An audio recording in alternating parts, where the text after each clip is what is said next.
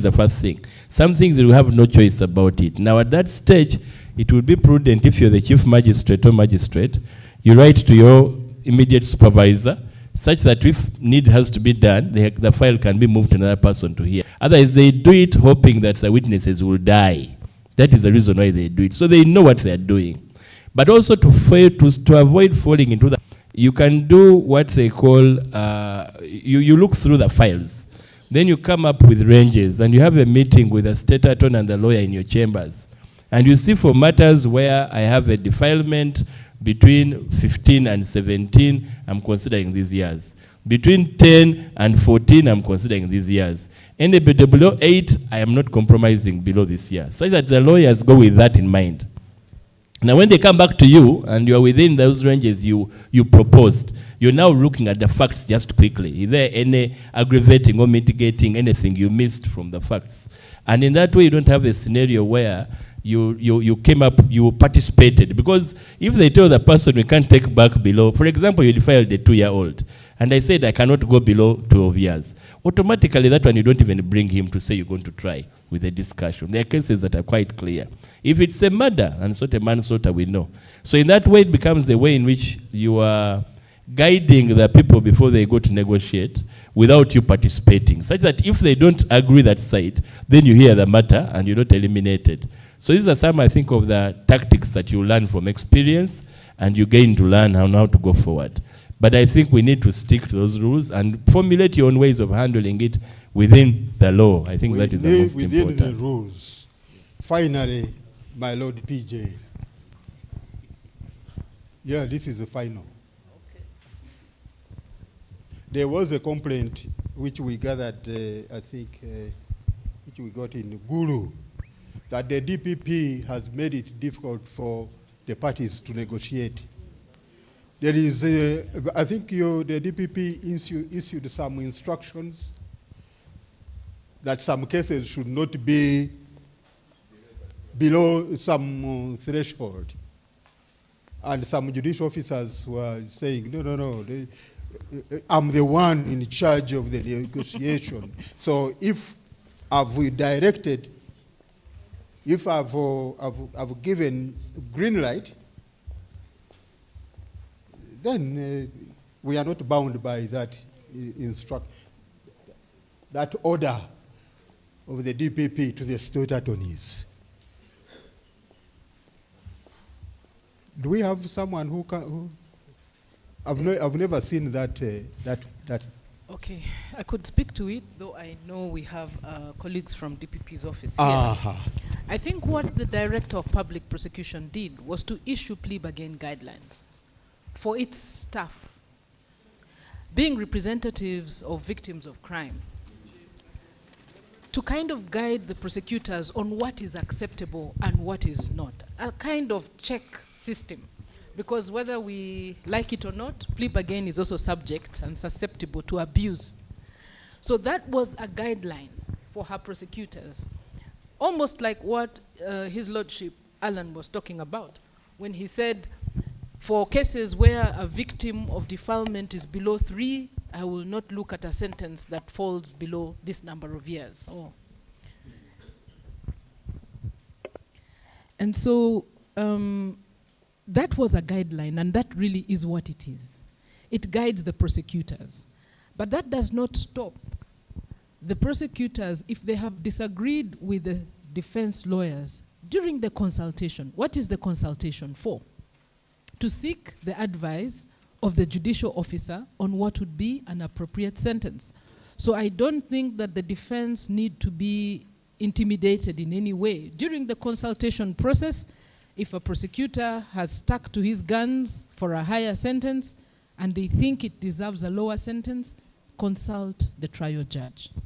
And the trial judge will sort out that impasse if possible. There are situations where accused persons have walked away from court with a handshake of a sentence. After murdering someone, you are walking away with a handshake, 4 years imprisonment. And the state has sealed, the judge has signed, the state attorney has accepted. But when it comes to the community participation now, it's unacceptable. Should the DPP allow that situation to continue? Huh?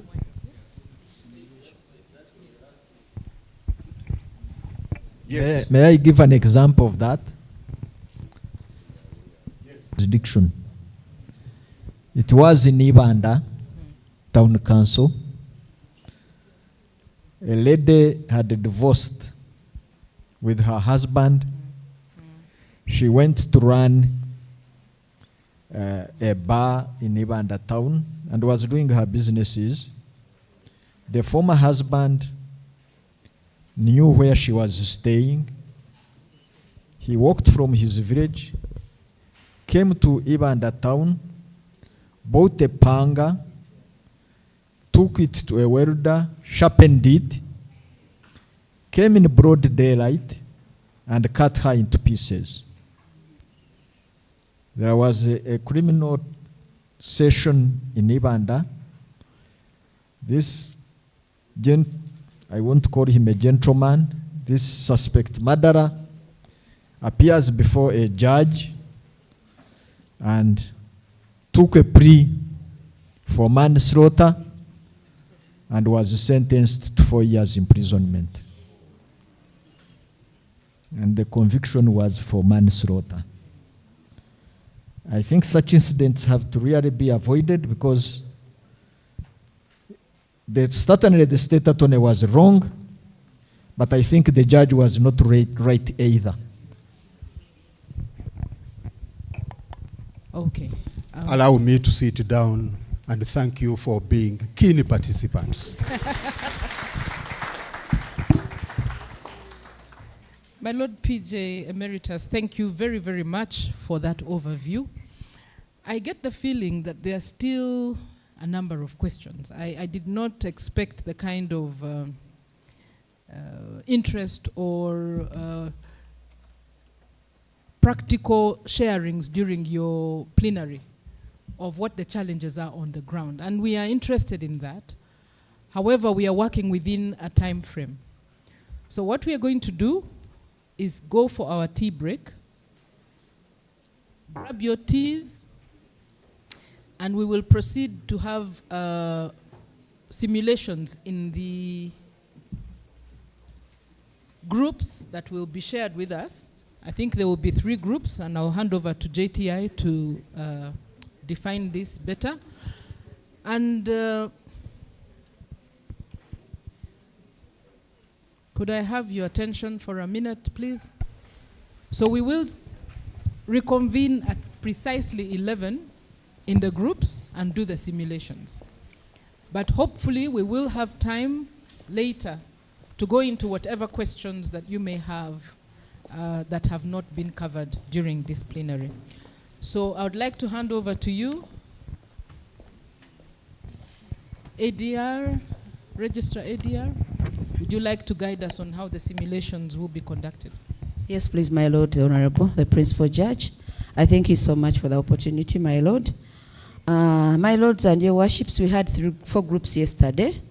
We are going to have 3 groups, and each group is going to be given a set of facts in a criminal file. You'll study the file and be able to respond based on this question paper that has been given to you, my Lords. We are going to request that the team for Justice Kafuzi and for Justice Carol emerge into one group. Then Justice Kwizera will maintain his group and Justice Alan will maintain his group. One group will be sitting here, and then the other 2 groups will be sitting in the opposite room, my Lords. So when you come back from the break tea, we shall be going for the simulations, my Lord, and your worships. Thank you.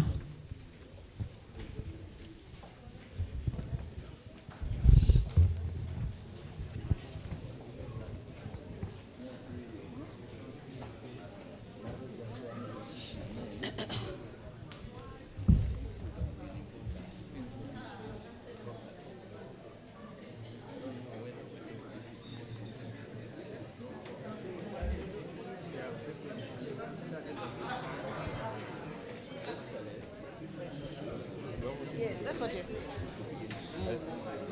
Can I get explained? Yes, I think they're there. My lords and your worships, the team for Justice Kafus and Justice Kalori will come back here, and the other two teams, since they are smaller, they will go the other side. You are going to find the tables when we have put the facts, the files already on the tables, my lords. Thank you.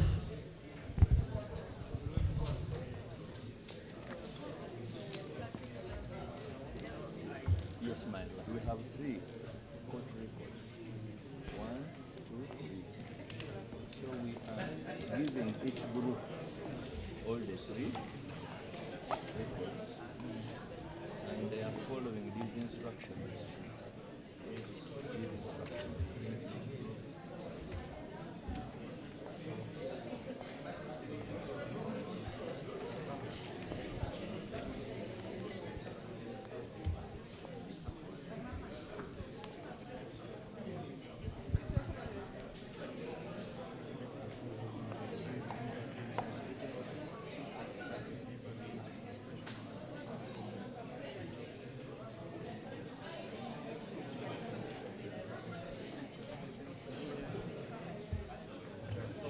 This file will go to one group. Now each group is having 3.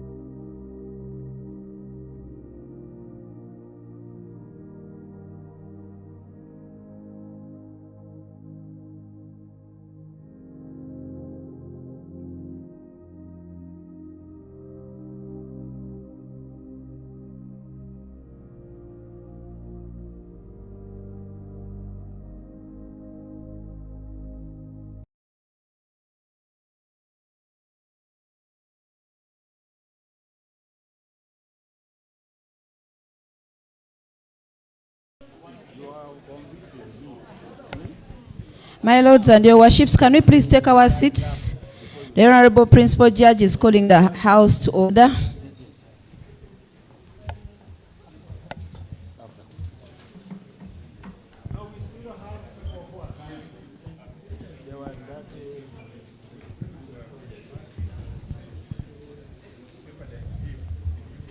I request the members of the faculty team from ODPP's office to join the high table.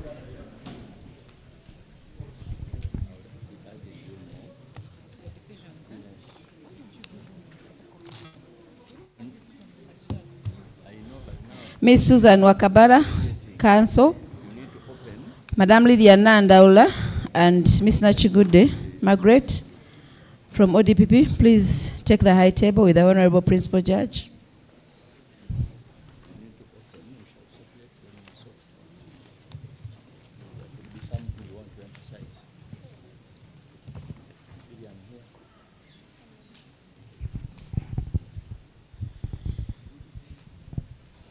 I invite you, my Lord, the Honorable, the Principal Judge, to please take us through this next session. Thank you. Thank you, Your Worship, Zuleika.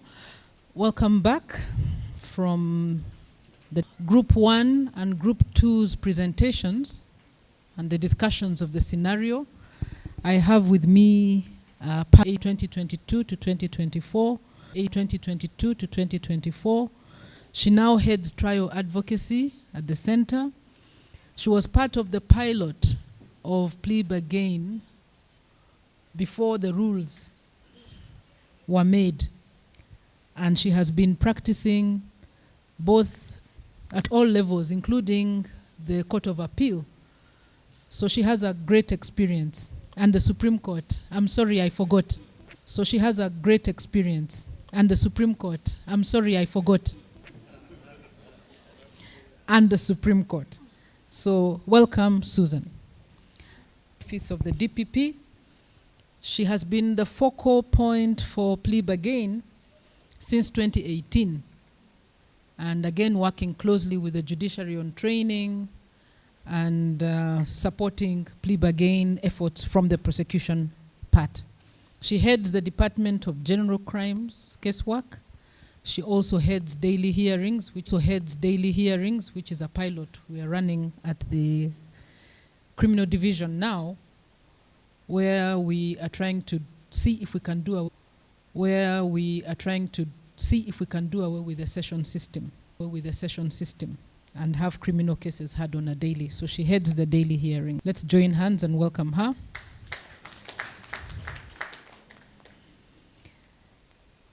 On my left, she has been an integral part of the training and also the use of plea bargain in the criminal justice system. She has a lot of experience on that, very active in the camps and also at the criminal division.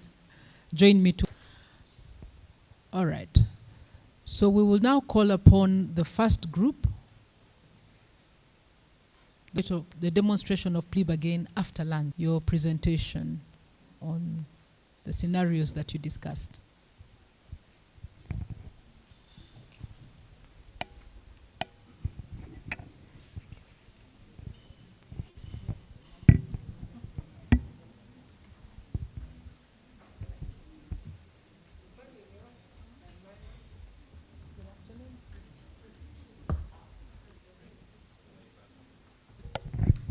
Good morning, everyone. Good afternoon. Good afternoon. So for my group, under the leadership of His Lordship Kafunzi and also Justice Caroli, this is what we discussed. We looked at scenario 1 first, but the other scenarios, we were not able to conclude them. So for the first question, we were supposed to discuss and identify the gaps report. So under question, these are some of the anomalies and gaps we looked at. It did not include one of the ingredients of the offense of murder. There was no mention on malice aforethought. So that was a major gap we saw. Secondly, on the agreement, the plea bargain agreement, under the accused person's name, they wrote the name of the lawyer, that was the NIPIS, instead of it, and translated to the accused person.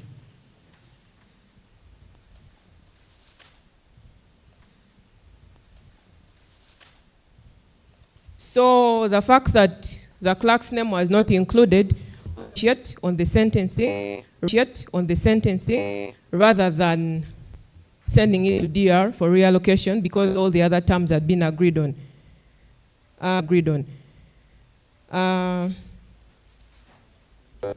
So we do not know whether the accused was actually a juvenile offender or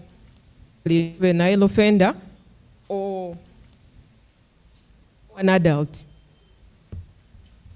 There's also no an adult. There's also no. So it raises doubts regarding. Consent. This has been discussed.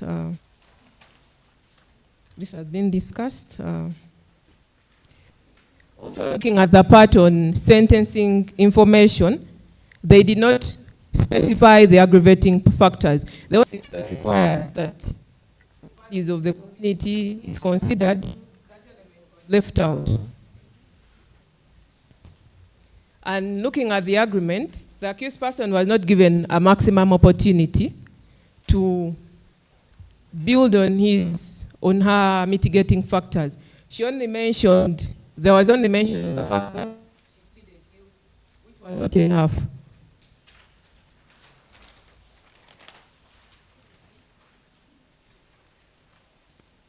This has been discussed, the issue on the sentencing. No interpreter. The agreement has a provision for the interpreter to sign, but the interpreter did not sign. So it still raises doubts as to whether they understood or not, or whether she was coerced. And then lastly, this has already been discussed, the major element, the fact that the judicial officer did not sign. So there is no agreement with. And then for part B of our question, it says, make proposals on the ideal plea bargain procedures and processes. So our first proposal was there's need for an interpreter in the process to ensure that the accused person actually understands, given that it's an agreement or contract. Secondly, there's need for involvement of all parties, including the victim or complainant, given that there is no impact assessment statement. Thirdly, there is need for full disclosure, which I think I forgot to mention under the agreement. Your Worship, just a second. You're done with the first scenario. We were only able to conclude the first scenario. We did not have time to. I think the instructions were that you were doing one scenario, and then the next group did the second scenario. It had 4 parts, so she's still on the first. I'm on the second part. My Lord. Part 2. All Yes. right. Please proceed. So there was no full disclosure, which I ought to have mentioned under one of the gaps, but we mentioned it here under the proposals. So there is no evidence, there is no brief facts, there is no aggravating factors. The maximum sentence or the range within which court would sentence the accused person is not mentioned. Also, the opportunity for the accused person to mitigate wasn't provided for. So there is need for full disclosure. Number 4, there is need to take plea versus Republic, which was skipped when you look at the record. And then number 5, looking at the record, it does not have a session number. So how will the file be tracked? There is need to include that. Number 6, translation. There is need to translate plea bargain agreements into various languages. Although the language of court is English, most accused persons, or the people who do not speak English, especially including the accused person in this matter, who speaks Luganda. And also, all the elements laid down under Rule 12.1 of the plea bargain rule should be considered. And there was an issue that we failed to find or get consensus on, and we needed guidance from the faculty. That's on Rule 5 of the plea bargain rules. That is all from... could she please raise it? My Lord, I'll give her an opportunity to raise it. Thank you very much.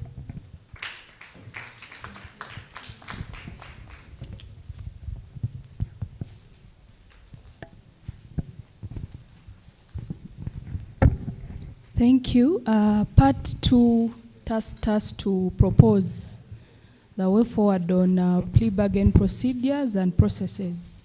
We had a concern on Rule 5, which states that plea bargain can be initiated before a sentence is passed. We're looking at a scenario where a judicial officer has had maybe 10 witnesses, defense has closed, a conviction has been entered, a locutus done, and then the convict raises his hand that he intends to plea bargain. Our concern was, as a judicial officer, do you put the procedure, the trial procedure that has happened aside, and you venture into plea bargain? If it fails, what happens? However, I'm also alive to the High Court decision that gives a judicial officer discretion to proceed with sentencing at that stage, if the judicial officer is alive to the fact that the convict might be playing delaying tactics. But what happens if you give this accused person an opportunity to enter into that plea bargain, and you've put the procedure, the trial procedure that has happened aside, and again plea bargain fails? My proposal was that the rules have to be clear at that point. If a convict initiates plea bargain at that stage, so the concern is at that point, before sentencing, but you've had a trial, and then a convict wants to plea bargain.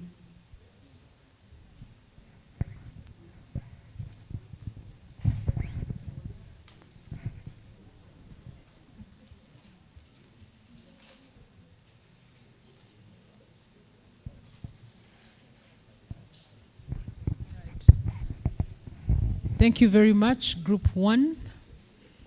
I'm going to hand over to the faculty.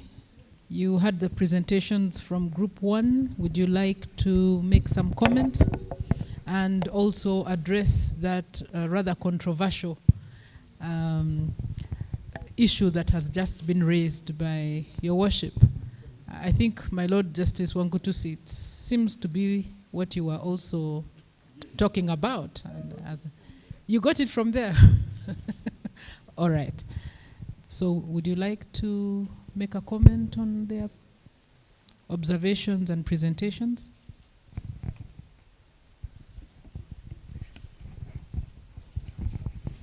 Thank you so much, my Lord the PJ. And I'd like to thank the first group, the work done. I'll just give a few comments such that I can let my colleagues also add, subtract. So when you look at the scenario, we're basically looking at where an accused person is presented before court, and then the plea bargain is introduced. And upon introducing of the plea bargain, then the accused person informs court that is not comfortable with the sentence.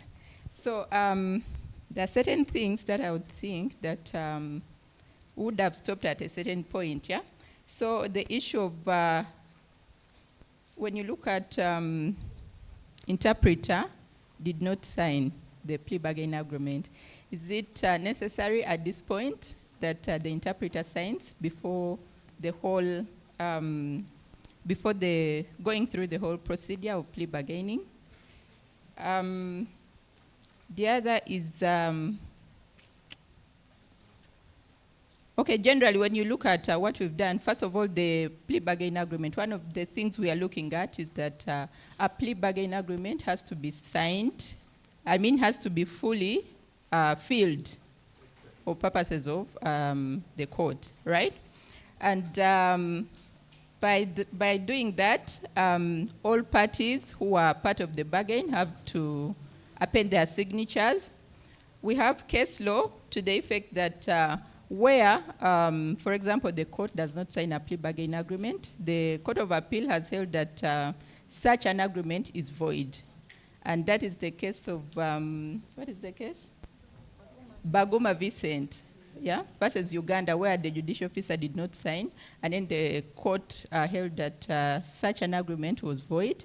The agreement was set aside, and then the court went ahead by virtue of the powers vested into it and resentenced the accused person. So for purposes of saving onto the objective of plea bargain, that we are saving on resources, we are saving on the time, it is very essential that the plea bargain is filled such that we avoid such things.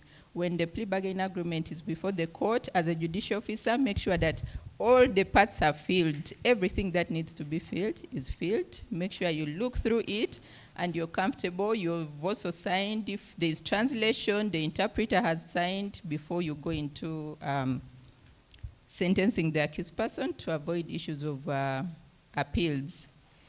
Then also, the other thing that we were looking at on that file is the issue of the record. Is it proper if a plea bargain agreement has failed? Is it proper that the next judicial officer who gets that file or gets allocated that file finds that record? Yeah? So that's another thing that we should look at in this. Then the other thing is, on that thing of the rule, personally, as defense counsel, I'm giving my side as defense counsel, yeah?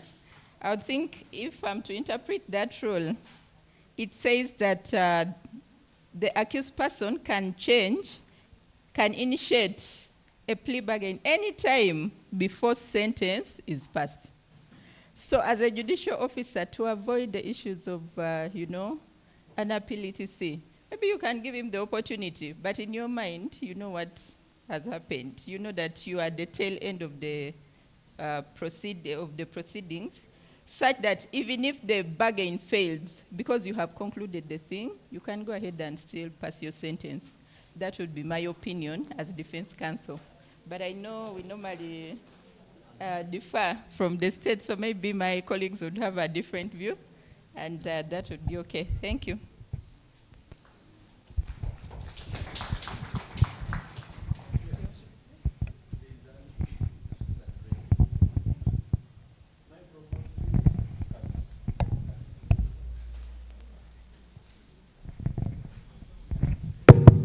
Chair, she talked about a failed plea bargain. And the court record is indicating that there's a failed plea bargain, but she did not give us what ideally should be done with such a court record, because another judicial officer will come in contact with that court record and will be aware that there was a failed plea bargain, and now they are supposed to try this case. So she didn't give us her take on it, she just left it hanging. Do you mind giving us your take? Thank you, my lord. I think where a plea bargain has failed, as a judicial officer, you'd ensure that that record is taken off before the file is reallocated to avoid bias, and also for the other judicial officer to see what had transpired in this initial process.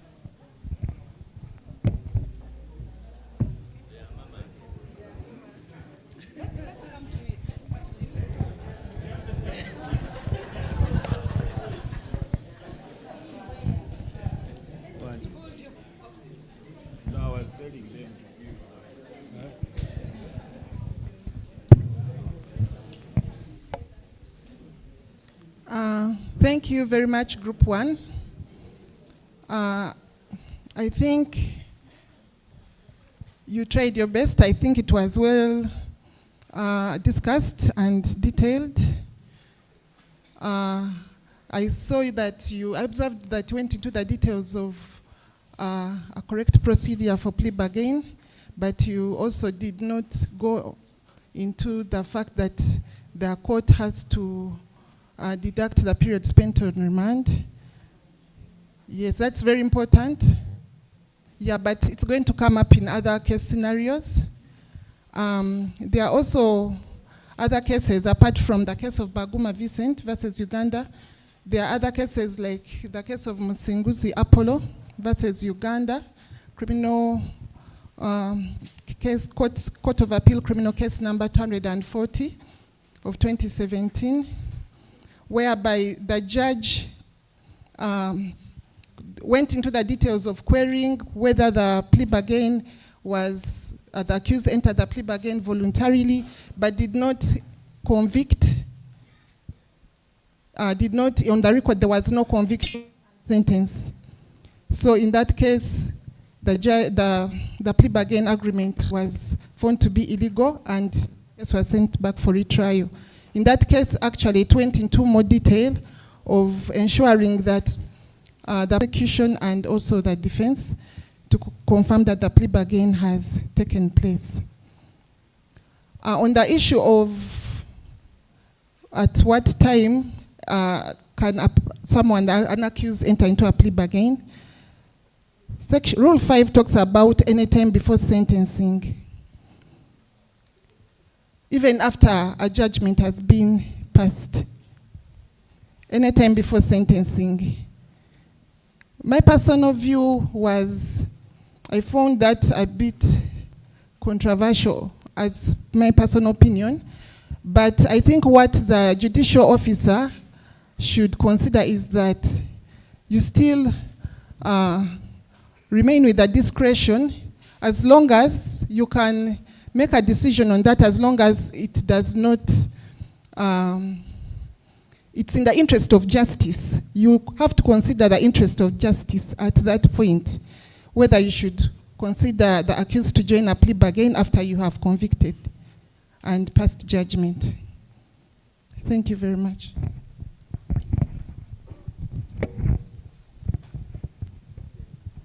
Thank you, my Lord. I just wanted to add that she pointed out, the presenter pointed out a lot of anomalies, but some of them were just as a mistake. For example, she said the indictment never disclosed the fact that there was malice. That was a mistake on the side of the person who drafted the committal papers. And then the names of the lawyer and the accused person, interchanging them, that was an oversight in the process of preparing the scenario. But basically this was a scenario about a failed plea bargain. What happens when a plea bargain fails before one judicial officer, and after it is transferred to another judicial officer? What happens? And that is what my colleagues, Susan and Madam Maggie, were talking about, that in case it fails, to avoid bias and all that, I am also of the opinion that in case it fails and there is already a record shows that the accused person had agreed for 10 years, for example, 10 years for an offense of manslaughter, I would believe, I wouldn't differ so much from them, that bit of the years is not reflected on the record, because it is going to create bias. What if the person now changes their mind and they're going to plead not guilty before another judicial officer? Basically, the scenario was about a failed plea bargain and the fact that the agreement was not well filled. And remember, this is the only record we have. We have, apart from the proceeding, this is the only document we have on record and that supports the plea bargain. So the agreements have to be filled well. Thank you so much. All right. We have quite a number of controversial issues arising. And especially that which was raised, I'm sorry I didn't get your name, but about Rule 5, that what happens if the accused person, after conviction, then says they're interested in plea bargain. There was a decision of Inensiko Adams versus Uganda. It was handled by Justice Mutonyi on appeal, and it dealt with a ground of appeal emanating from the trial magistrate's failure to follow the procedure. When the accused said he wanted to enter into a plea bargain, the magistrate thought it was a waste of time. Actually, the proceedings were as follows. The accused, after the trial had started and after having disturbed, I think, the courts and the defense and the accused and the prosecution over plea bargain several times, and it had failed. When the matter came up before court, the accused now says, I'm for plea bargaining. The state replies, the case came for trial, the accused was put on a list for plea bargain, but that plea bargain failed. The accused said, I'm willing to compensate the complainants. I admit I committed the offense. This is in the middle of the trial. And he says, I will pay 2 million shillings on 20th March 2017. The state, being angry, then says, let him pay the 2 million shillings from prison. In other words, I'm not interested in the plea bargain.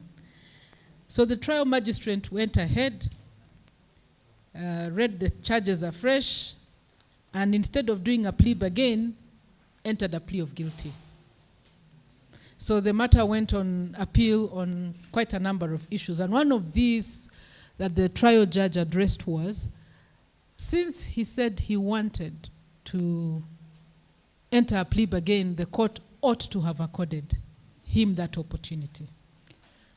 And emphasized that as long as the sentence has not been entered, that's an option available. That was a High Court decision, and I know it has been cited with approval by the Court of Appeal in some areas. But the trial court, if you send this person back for plea bargain, what is the worst that can happen? One, remember plea bargain is an agreement. It is not by force. Oftentimes, the state attorneys, having got a conviction, will most likely say, what is the plea bargain for? We are not interested. So sending back does not mean you have accepted a plea bargain. You're saying, well, you want a plea bargain? The state attorney is here. And the state attorney, most likely, after having secured a conviction, is likely to say, no, we go all the way. And they will come back to you and say, no plea bargain. But that puts us in a trap. Does it put you in a trap? You already have the facts. You have already tried the person. You have had all the evidence. The only issue left is sentencing. What is the worst that can happen? If they fail and it comes back to you, would you say you have bias on sentencing? I don't think so. I don't think so. I'm not sure I would find an authority that addresses this issue conclusively on appeal. But as a trial court, what I would do is tell the state attorney, he says he's interested in a plea bargain. Before we go for sentencing, are you interested in the plea bargain? If the state attorney says no, I proceed and I sentence. If they go back and discuss it, because after conviction, he's entering a plea bargain anyway, he's saying, I have done it, isn't it? That's what a plea of, the idea of going for the plea bargain is, I have done it. So he's admitting, but after you have already found that he has done it. So I think for me, what would now be the focus of the plea bargain is what Justice Yorokamu had talked about, PJ Emeritus, about sentence bargaining. I mean, sentence bargaining. You're saying, all right, that having been done, me having arrived at the conviction, can you agree on the sentence? Again, that becomes problematic because when it comes back to the trial court, what happens if the trial court says, I am not interested? Can you then go on and impose a sentence that yes, Justice Allen, you are both hands in the air. You want the mic? My thinking is that if a person says that he wants to do plea bargaining at that stage, it's their right to say it. And if it is their right to say it, then automatically the judicial officer without emotion, an agreement must be an agreement between the state and the accused person. But remember, after those two groups agree, they come to brief the judge. Yes. So if at all the state then says, I am not interested, if you're not in a rush, you can say, I'm going to need 2 minutes. The state will still come back and say, I'm not interested, you record it, and you go ahead and sentence.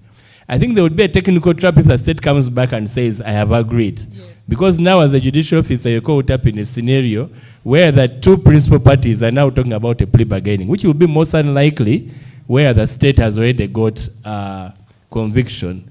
If I was the one, I would say if you put up your hand, I would say, okay, I'm going to give you a minute. I would say, counsel, when you finish, come and approach me in the chambers, where would ordinarily be discussing those details.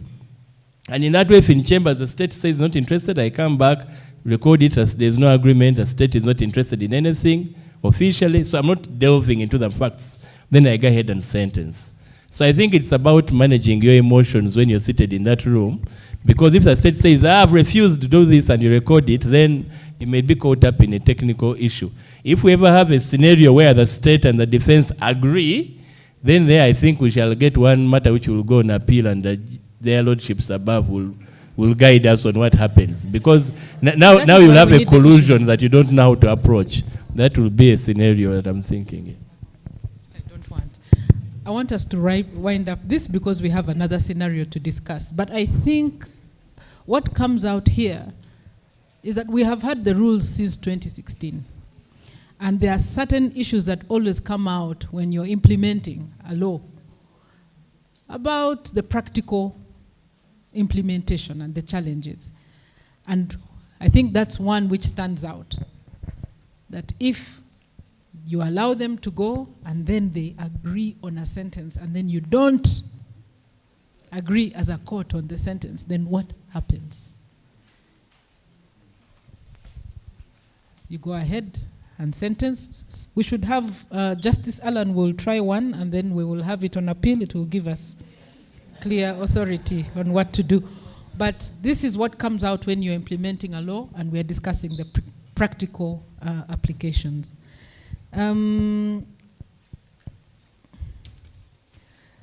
Let's have the second group.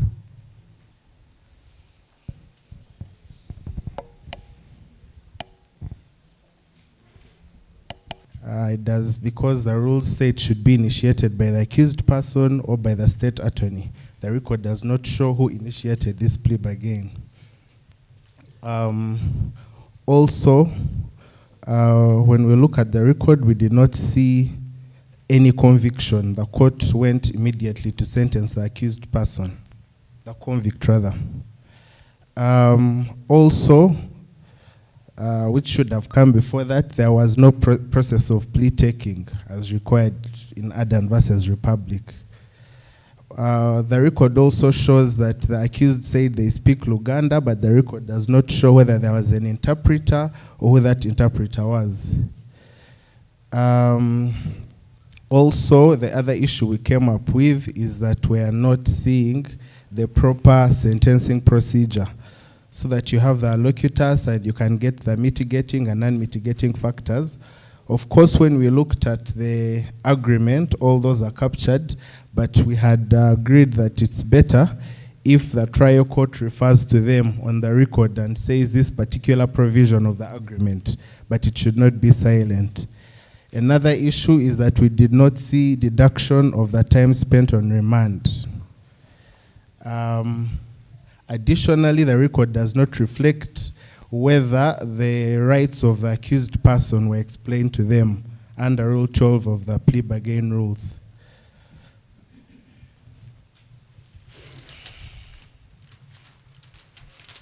We also noted that the trial court had sentenced and said the sentences would run concurrently without remission, and our position was that remission is not the role of the court or the judicial officer, but for prisons. So we went to now the second aspect, which is to make proposals on the ideal plea bargain procedures. First of all, when we looked at the plea bargain on record, it did not have a case number. The plea bargain agreement should have a case number. That's our first proposal. Also, back to the record, the plea bargain agreement was not formally tendered into court, and there is no record here that shows that the agreement was tendered into court, so the record should actually reflect that a plea bargain agreement has been tendered in. Also, when you look at the plea bargain agreement, it should ideally refer to the provisions of the law. If you look at the charges on page 2 of the agreement, it does not refer to the law, it only refers to the charge, but does not refer to the particular provision. Additionally, the charges do not show the particulars of the offense, and when they're drafting a plea bargain agreement, ideally there should be particulars of the offense contained. The age of the victim, the age of the accused person rather, is also not mentioned. So ideally in a plea bargain agreement, we should have the age of the accused person. The agreement also does not have a victim impact statement, stroke a report from a probation officer. And yet in this particular case, the victim was a juvenile. So this was a gap that we think when the trial court is sentencing, it should have a record of the victim impact statement.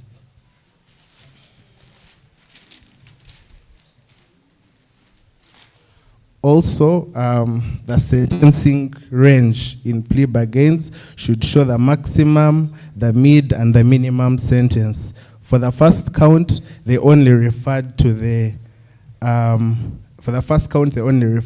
maximum sentence. So ideally, the agreement should have that the minimum and the mid. Also, this particular plea bargain agreement does not contain a pronouncement by the judicial officer at the end about the sentence that they have pronounced. If you look at page 8, it just says accepts the plea and orders that this agreement is incorporated, but there is no pronouncement on what the court has actually sentenced. So that should ideally be there. Also, the plea bargain agreement has annexures, PF24, PF3, but these are marked as annexures, but on the record, we do not have any information on whether they were admitted as exhibits on the record. So this is both a problem, I think, for the agreement and also for the record of proceedings. I think I have handled both. Thank you. Over to the faculty from my extreme right. You can start with Lillian. Thank you so much, my Lord. Thank you so much, Your Worship, I believe, for the presentation. You've actually you have spelled out most of the anomalies that we intended for the purposes of this scenario. It was intended to be a scenario where the agreement was properly filled, but there was no procedure followed from the start, because the record doesn't show us anything about the procedure, what transpired in court, apart from telling the person, the accused person, the language, and informing them that they are sentenced to years as agreed. And so it doesn't show that anything was followed, whether plea was taken, whether the rights were explained to the accused person, whether the summary of the case was read, whether he admitted the summary to be correct, whether there was a loquitus, mitigation, all those it doesn't show. And then the sentencing, whether the accused period spent on remand, nothing. So it shows, it was intended to show that there was a properly filled agreement, save for just a few things he pointed out on the agreement. But it was intended to show that there was a properly filled agreement, but when there was no procedure completely followed. And also about the remission, he brought it very well that remission is not for the court, for the judges, for the judicial officer, but a preserve of prison as per the Prisons Act. So it is wrong for the judges, for the judicial officers to go ahead and sentence, and then you say without remission. That one we leave it, the judges leave it to prisons and it is not their role. Then the period spent on remand, like PJ Emeritus has already pointed out, it has to be arithmetically deducted. You tell the person you've spent 3 years on remand, and out of 10 you're serving 7. That was not done. Nothing to show anything on the record concerning that. So it is a call upon judicial officers to follow the procedure as it is laid down in Schedule 2 of the rules, because if you don't, can be issues of appeal. It brings the matter to be issues of appeal in the Court of Appeal and the Supreme Court.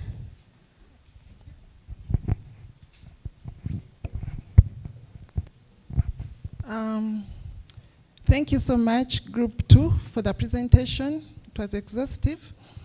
You talked about the failure to include the particulars of the agreed facts. I wanted to just comment on that part. Usually, in the agreement, you have, when the agreed facts are indicated in the agreement, they should bring out the elements of the offense that you have agreed to. Sometimes when the offense, it's a charge bargain and the offense is reduced maybe from murder to manslaughter, the facts remain as facts of murder. So you should look out to ensure that the agreed facts reflect the offenses that the accused person is pleading to. And also on the issue of participation of victims, the presenter talked about a victim impact statement. In case it is not there, you should look out and make sure that there is some explanation on the agreement whether the victims have been consulted. There is a part in the agreement which talks about any other relevant factors. Usually, I encourage the state attorneys to fill that part to ensure that whatever effort has been done to ensure that they reach out to the victim is indicated in the agreement in case the victim does not show up. Thank you very much. Thank you, Group 2. Maybe just to add on to the effect of the remand, not taking into account the remand period and then remission. So you're giving more work to the Court of Appeal or whichever appellant court, because that sentence is illegal and the court will definitely set it aside. So make sure that in passing your sentence, take note of the remand period and remission. Then on the issue of the proper procedure of recording a plea bargain agreement, if that is not done, the courts have found that this irregular and set aside the plea bargain agreement. So they send back the accused persons to go for to renegotiate or do a fresh plea bargain. So if we can avoid those, then we shall have really hoped in reducing on the case backlog. Thank you. All right. Does anyone else want to make a comment from the faculty?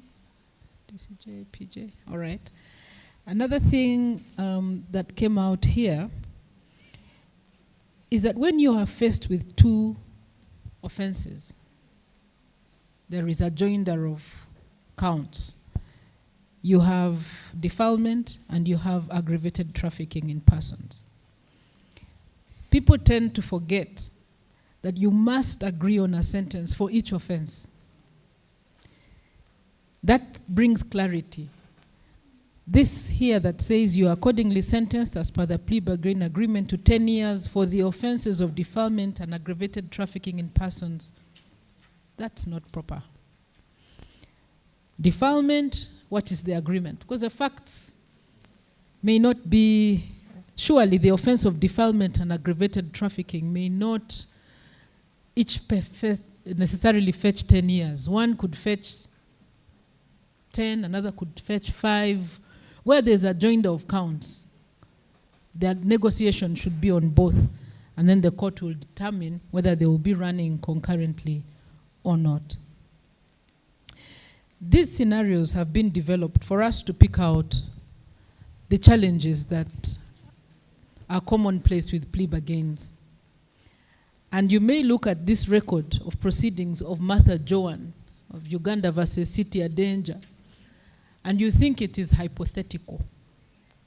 It is not hypothetical.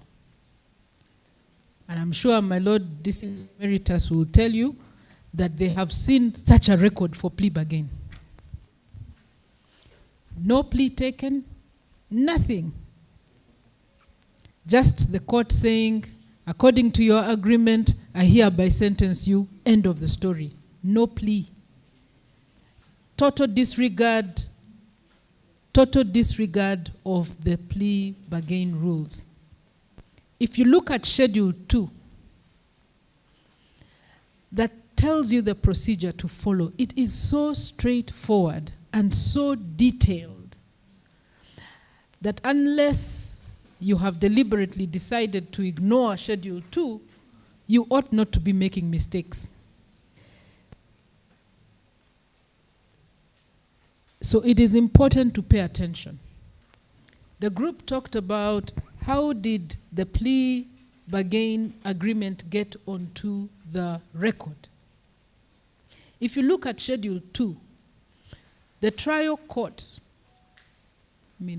is supposed to find out from the accused person if he's read his rights, he has understood the rights, he has given them up willingly, if he understood the plea bargain agreement, if it was explained to him, and whether he entered it voluntarily, he was not forced to do so. And when you have confirmed it, there is a confirmation form that is supposed to be signed. That confirmation form, I think, is Schedule 1 to the rules. Please use it.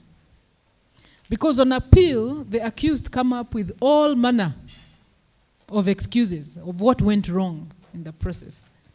And there are some appeals where you will find that the day has been saved by the fact that there was a confirmation form duly signed by the accused person, and he now cannot wriggle out of not having known, not having been told, or that that was not his agreement, because the process would show he confirmed it was the one, he signed, and he was in agreement all along the process.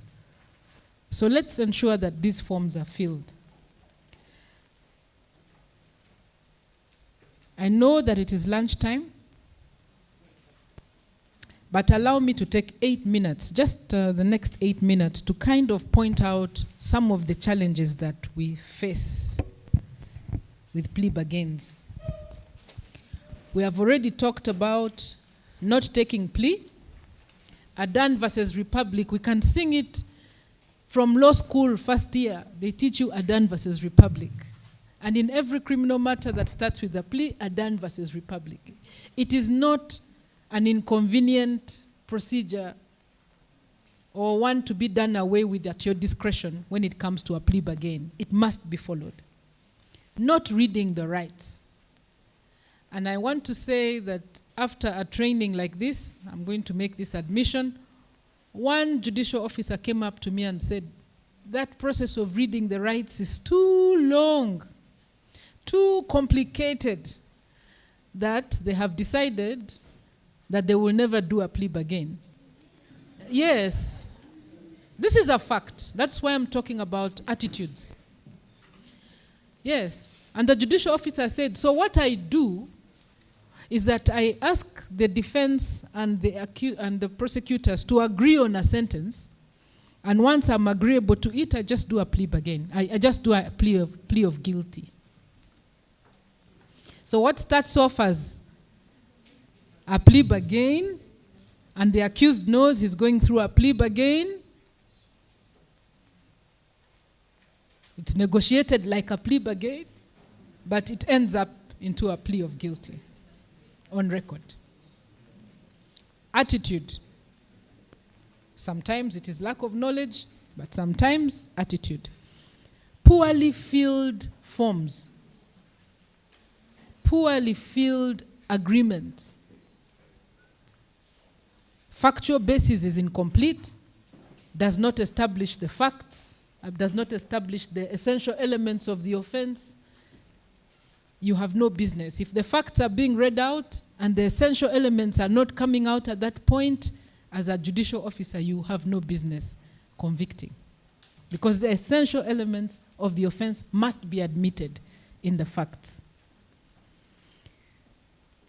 We have heard about fraud and collusion in plea bargains, and judicial officers, you need to be alert to this and interest yourself and use the consultation process to the best of your abilities. We were discussing over the tea break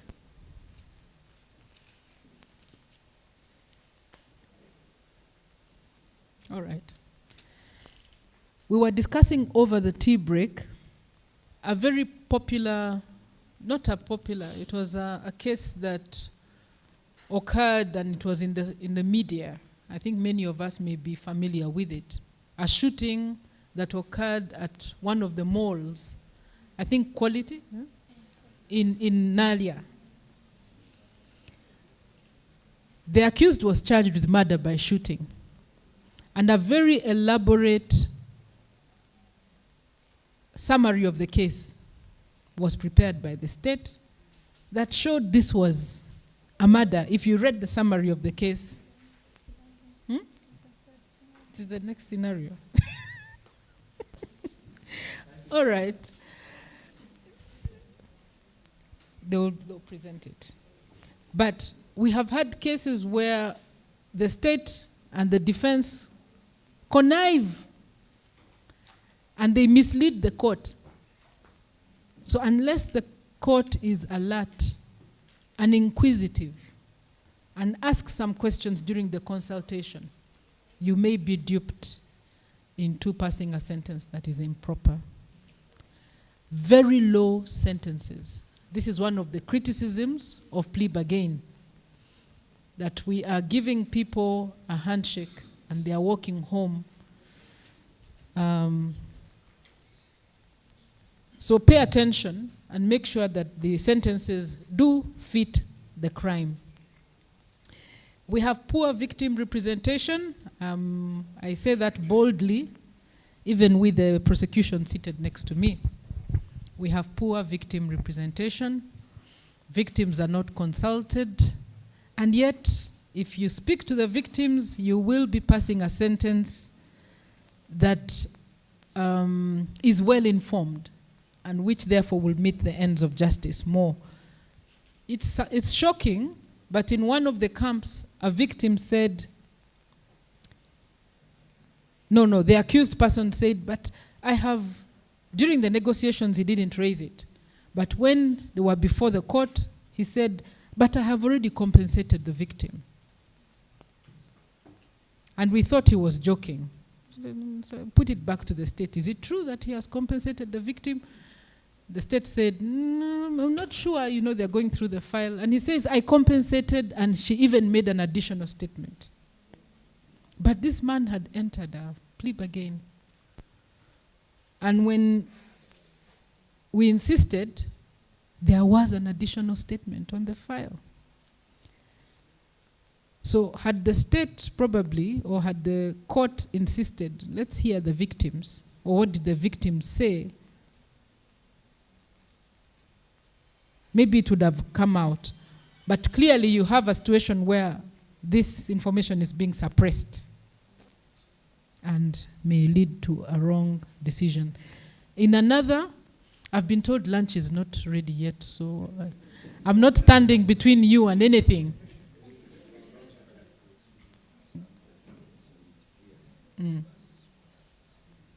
Okay, I'll hand over to you when I'm done. In one of the plea bargain camps in Soroti, it was a case of robbery. And robbery, you'll tend to think, robbery, grievous harm, the man survived, his motorcycle was recovered, and so they'll come back to you and say maybe 10, 12 years. And when the victim arrived, he had been cut so badly, he had lost the whole use of his right arm.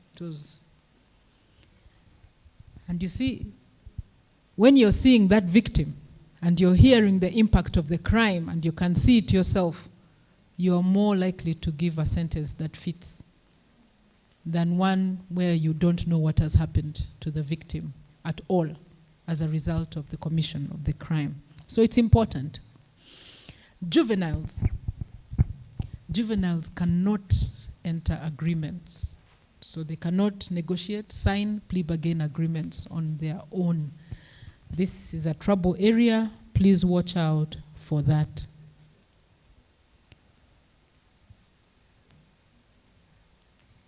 I think apart from that, the judge-imposed sentences have been talked about.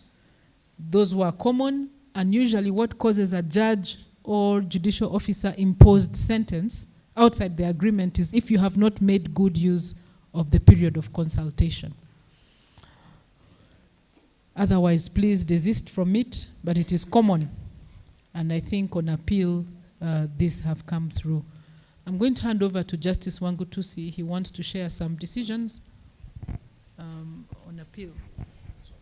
Hello. Thank you very much, Chair. What has been going on has been handled by the courts, the Court of Appeal, in several decisions. The decision that really comes up with an elaborate explanation of what is expected in the course of plea bargaining and even taking plea, it will be found in Malinga John Robert. And we trust him. We've been with him for so many years that we believe that by the time he writes a thing, he's convinced.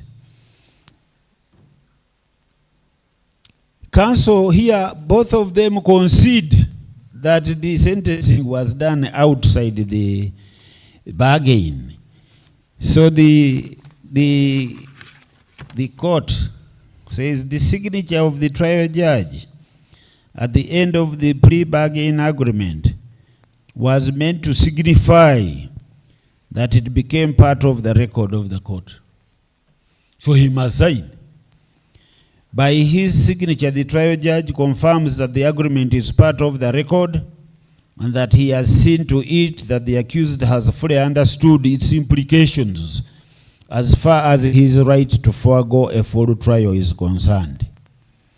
As a result of the omission to sign the agreement, we find that the plea bargain agreement was void and that the trial judge had in fact and law when he based his sentence upon it, we hereby set it aside.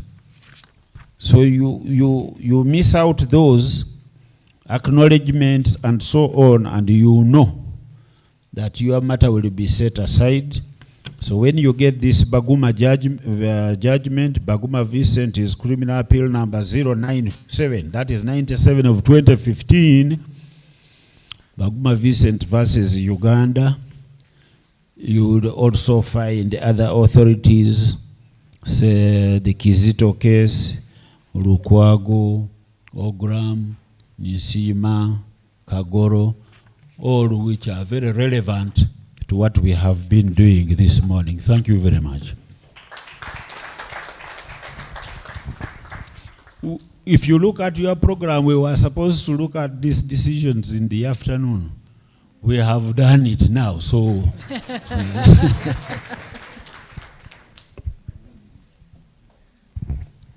Thank you very much, Justice Wangutusi. And thank you very much to Susan Wakabala, Margaret Nachigude, and Lillian for taking us through the presentations. Let's break for lunch. 1 hour, and then we return for the demonstration by Group 3.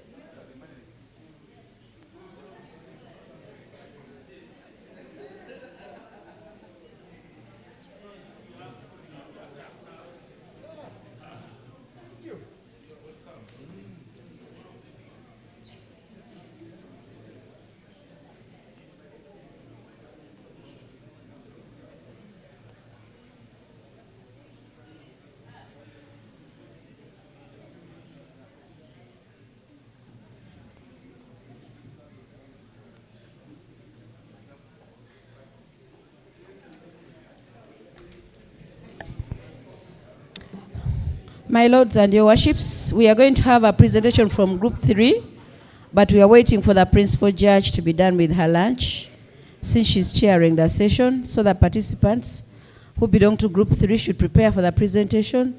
Then we shall have a skit and then wind up the day. But in the meantime, we can be sharing best experiences, what we have learned, especially about plea bargaining.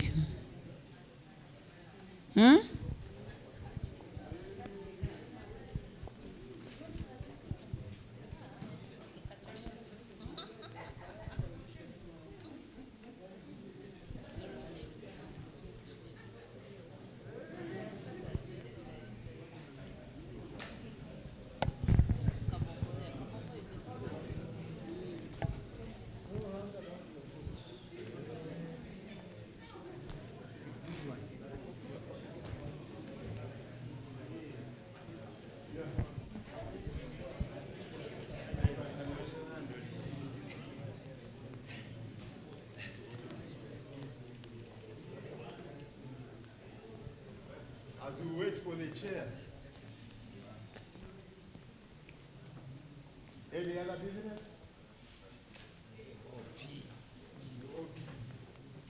With regard to plea bargaining. I put down here three or four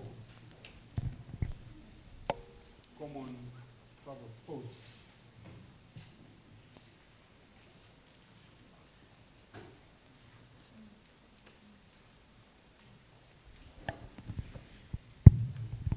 The first one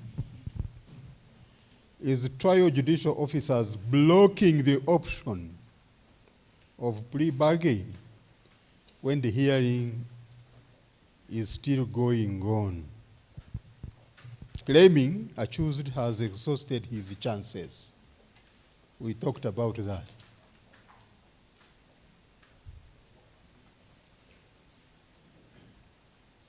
The rules are silent on how many times one may enter into plea bargain after the initial attempt. We left it open.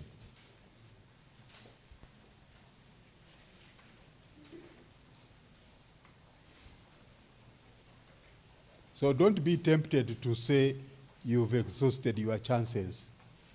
You go for the hearing.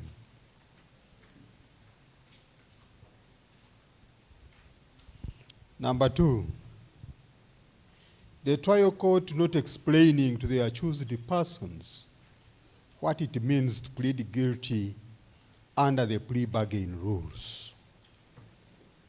This one is a common mistake. We assume this work has been done by counsel. But from what we discussed today, it's your duty to do so. So that takes you back to, it was year what, David? Criminal law at the university when you were there. Year 1? Year 1 at the university. Adan versus R. Do you still remember that one? Don't, even if it's plea bargaining, don't run away from Adan versus R. You still have to take plea. You still have to find out whether this person has been forced to sign the agreement or not. You still have to explain those trial rights. The right to fair hearing, the right to keep. You still have to do that. So writing things like, as per, did it one time perhaps, in traffic cases. Those cases can, you have to write the facts, you have to, and when you have so many you are tempted to say as per charge sheet. You have to to state to listen to the facts, ask questions, are done versus are. I want it to ring to your mind until you get it right. But then what we are talking about is okay if you are a new magistrate, or if you are, even when you are a new judge, it's okay. But for a senior judge, someone who has been in the system for more than 3 years, to do the sort of thing we have seen today, I think next time we should disclose the names of the judges. Yes. Because when we were in Igulu, we took JTI staff to task. He said, no, these are hypotheticals. These are hypotheticals. He said, no, these are real decisions of judges. Something you can't believe. So, do you know some of these things are finding their way into the URI? A decision like that one? It is reported, and people in Canada, people in South Africa are no. Let's abandon this type of work. Let's be serious.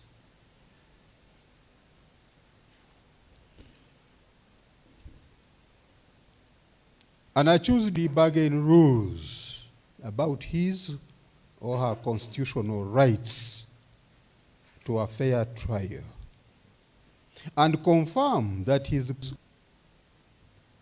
that's it. Are you sure you've agreed to serve 20 years imprisonment? I'm aware. But if you can reduce it, so much the better. But I'm aware. Were you told that you don't, you can insist on being tried? Yes. I find out whether someone talked about those things. Don't assume.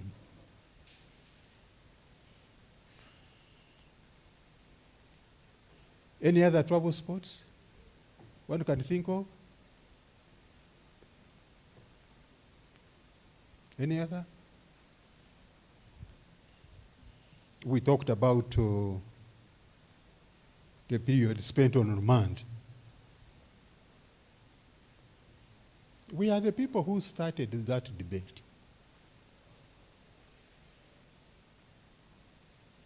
I remember handling a session in Movende, and when I was sentencing, I said, I hereby sentence you to 15 years imprisonment, period spent on remand inclusive.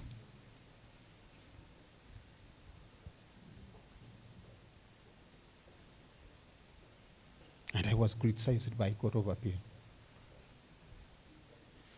But as time, I'm not alone.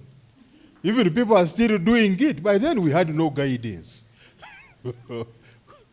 By then we had no guidance, no training of this nature. It was not there. But now you have opportunity to be trained by those who have made mistakes. And you are now, I will be now that we've talked about it, I will be visiting URI every now and then to find out who is doing what. Hey. I had wanted to look at your judgments. I wish you had brought us some of them. Tomorrow we are starting on, you have some judgments? Hey, let's have a look. Now that we are starting on judgment writing tomorrow, let's have a look before we start on the subject. You will be surprised. Huh?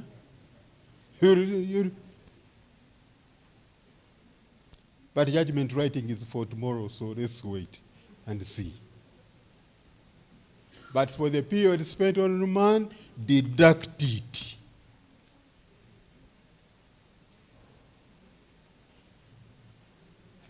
Court of Appeal will not get an appeal on a sentence from this region, now that we've talked about it. Right or wrong? Oh, wait.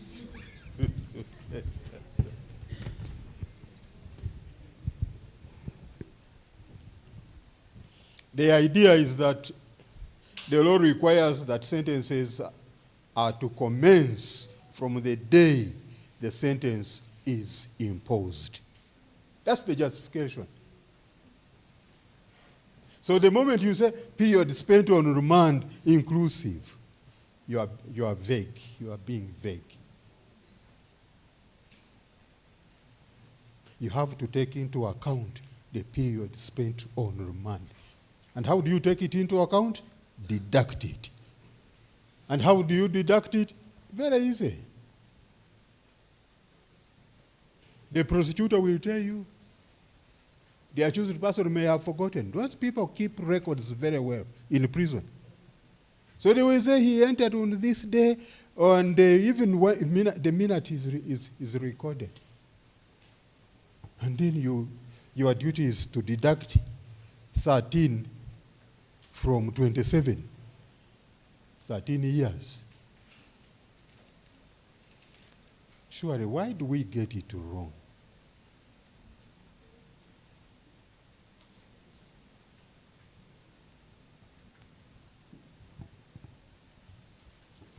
Okay.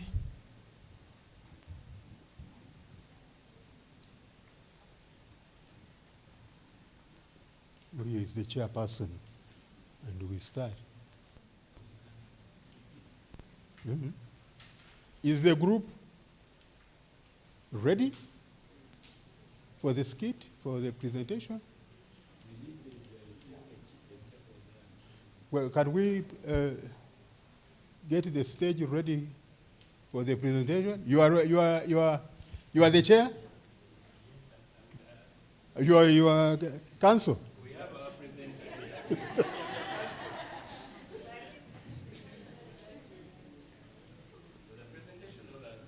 Yeah, the presentation. Yes, we have it what is there. For the first thing, for the scheme. For the, yes. Because the others give the presentation, so you say you will have this do right from commencement. Justice Allen and the company are supposed to do a demonstration from commencement of the negotiations up to sentencing. We actually have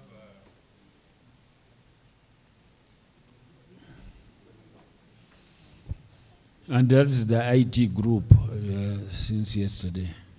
we are the only organizing.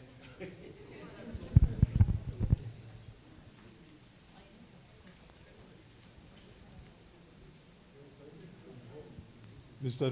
Atoke, maybe you chair as we wait for. No, but the acting PJ doesn't have to. Yeah, let's get a chair. Actually, she's not there. Ah, okay. Oh, well. They were having lunch, they're coming up with the justice counter.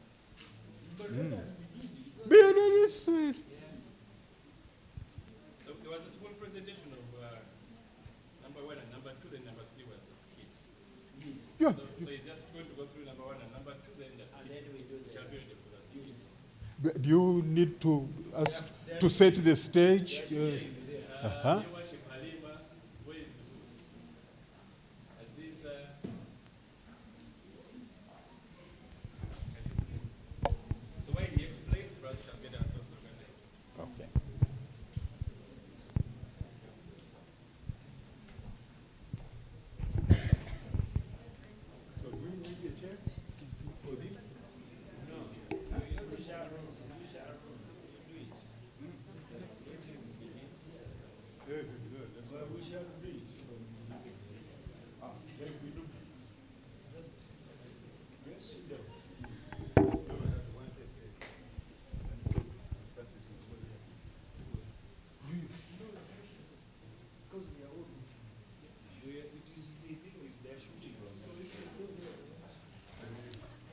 Okay. Thank you, my Lord.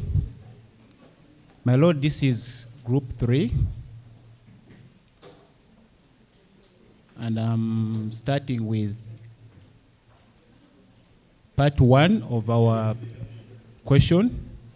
We're given facts, a court file, and we're asked to identify the gaps from the court record.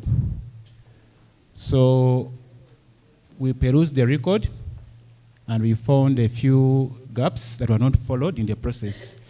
The first gap we identified was that the plea-taking process was not properly done. This has been well emphasized here. We have looked at Adan versus Republic. There was no indication that the constitutional rights of the accused person were explained to him as required under Rule 12 and the second schedule to the rules. Then the facts before the conviction were not captured on the court record. So these facts were not explained and not on the court record that was available to us. Then there was no indication from the facts that the victim's family was consulted. Also, the plea bargain agreement was not introduced before the court and confirmed. We have looked at the process of how the plea bargain agreement gets onto the court record, which again was not followed. So the defense did not as well confirm the plea bargain agreement before the court entered the conviction and sentencing of the accused person. This agreement was not explained to the accused person before indeed the conviction was entered. It is not clear whether even the accused person understood the charge or the repercussion of the agreement that was being entered before the court. Then there was no indication from the record that the trial judge considered the aggravating and mitigating factors before sentencing. When you look at the facts, the judge simply, after the state introduced the agreement, went ahead to sentence the accused person without referring to the aggravating and mitigating factors. So the amended charge sheet that was also referred to by the prosecution, we see from the facts that the prosecutions or the state came and informed the court that we have reduced the charge from murder to manslaughter. But when you look at the indictment, it shows murder. So there was a gap in that the judge went ahead and convicted and sentenced the accused person on a charge of manslaughter, whereas the indictment read murder. Then there is a point, should the judge have simply confirmed the amendment of the indictment from murder to manslaughter when the facts strongly pointed to an offense of murder? Now, when you look at the indictment on the court record, it even gives ingredients with forethought. But here the state comes, or the prosecution comes and informs the judge that we have agreed to reduce the charge from murder to manslaughter. And the court actually allowed that amendment. So we found a gap there in that the court dispatched the existence of strong ingredients pointing to murder. The charge was reduced to manslaughter. Probably it was some kind of connivance between the prosecution and the accused person, but also the court was misled into allowing that amended charge, whereas there was evidence of murder. So when we came to the proposals on the ideal plea bargain process and the procedure, we slowed down to Schedule 2 of the plea bargain rules.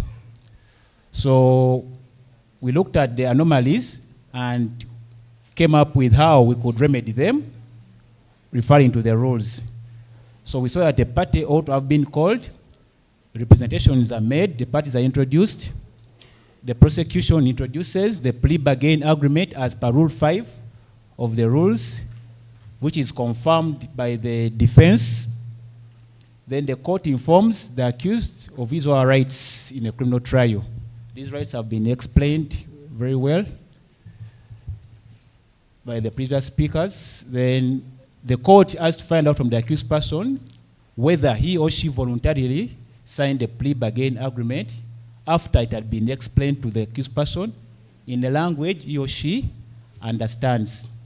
Then if it is confirmed by the accused person, he is invited to execute a confirmation of that agreement. If the agreement is accepted by the court, the same is received on the court record. So that's when the charge is read and explained to the accused person in the language he or she understands. Wow.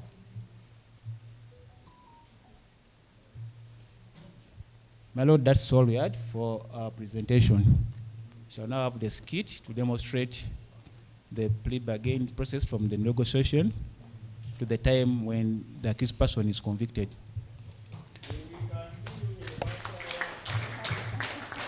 So are you moving in front here?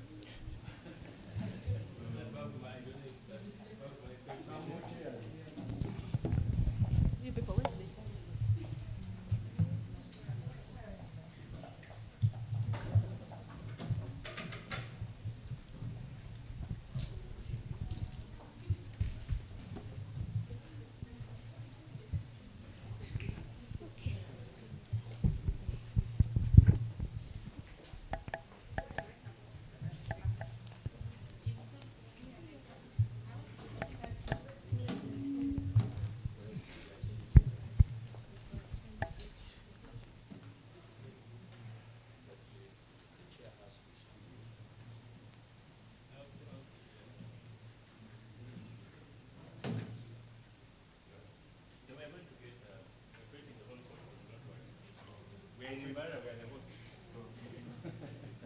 Shall we create a courtroom?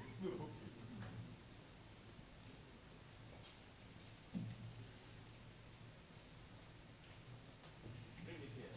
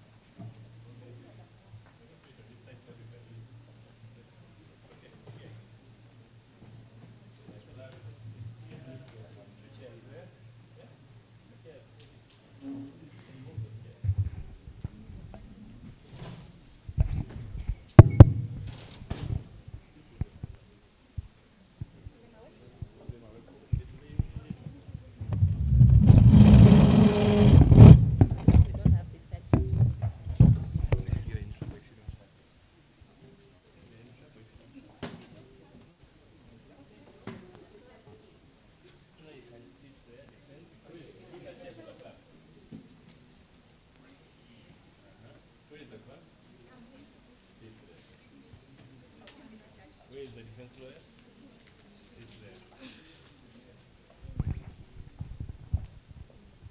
Do you have the charge sheet? There. First check on those things. Probation person? So for you, why? You're the father of the victim. Our suspect is there in a hijab.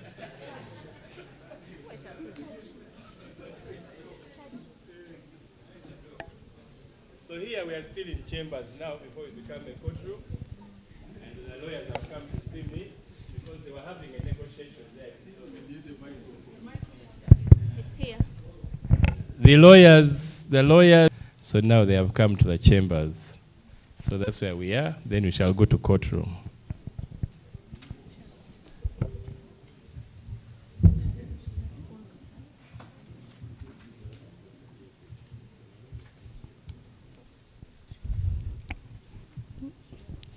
May it please you, my Lord. We've come to meet you we've had a meeting with the accused person and his and her advocate. No, we are in chambers.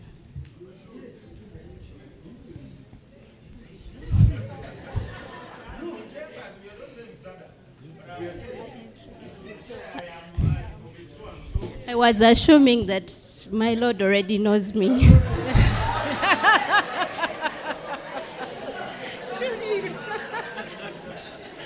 Okay, I think. May it please you, my Lord. May it please you, my Lord. My name is Nasuna Sharon. I'm a chief state attorney. My land friend, Ms. Tabaruka Rachel, is the advocate for the accused person. My Lord, we've come to brief you about the accused person.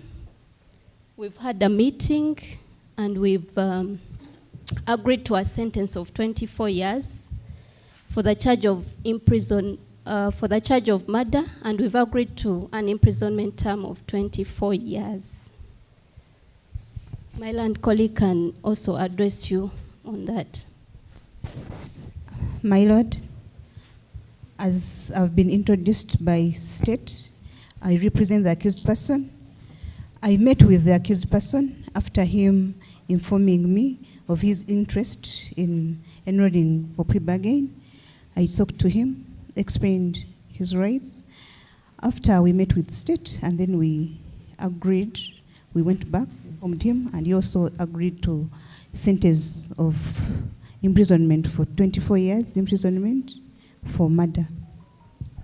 Which case is this? Is this Achiro, the one of Semakula? Which case is this? My Lord, this is the case of Achiro, Can I have which a is look charged at with the offense of murder. Can I have a look at the indictment? Because I know you're the one who has the police file. So briefly, what are the facts? I need to understand before I can determine if it's something I would be able to agree to. So what are the My facts? Lord, this is an incident that happened at Quality Shopping Village in Nalia, where the deceased was shot dead after a scuffle. He was 24 years old. Defense, that's a position? Yes, my Lord. So you've agreed to how many years? 24 years. 24 years. Have you consulted the victim's family? We've had a consultation. And the community? Have you consulted the community? We've also had a probation social welfare officer, and they gave us a briefing about the impact of the sentence on the community, and they were also in agreement with the sentence. They think it is fair. So does he know that he's going to participate in a plea bargain? Have you explained to him his rights? Because I don't want a scenario where I appear and then he starts saying he doesn't know. I'm a very busy person. I also don't have time. My Lord, I've explained to him his rights, and he has agreed, and he understood the rights, and then he willfully entered into plea bargain. It is this one here who was standing, the woman. You're calling him here, I'm wondering. That's the one. Anyway, so do you have the agreement? I can have a look at it. My Lord, this is the agreement. We wish to present it.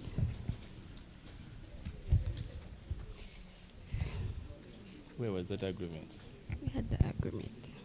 It was attached on the...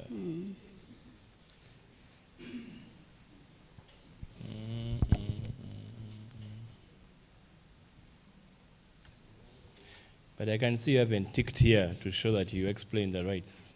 So in as much as you explain, I think you need to tick to show that you've done that. Has the accused person signed as well already? Yes, my Lord.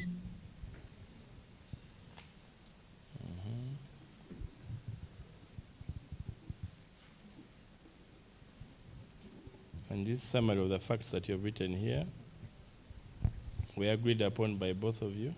Yes, I read them back to the accused and the accused's advocate. Okay. The agreement seems signed. I think 24 years is not bad. The minimum in the sentencing guideline should have been 30, but since it's a plea bargain, I think we can take 24 for murder. I'll find it, I think. It's a bit acceptable. Let's present him and see how the matter goes. Much obliged, my Lord. Much obliged, Your So you go back, then we go to open court.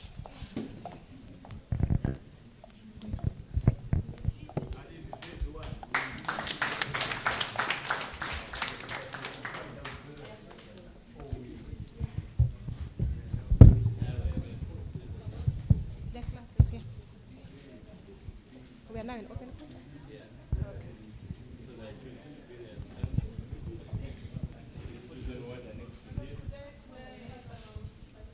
Before we proceed, could we share some remarks about the opening, that consultation? Does anyone have any observation? I know Justice Wangutusu gave a very big hand clap. I don't know if yes, you could tell us why you have given a hand clap.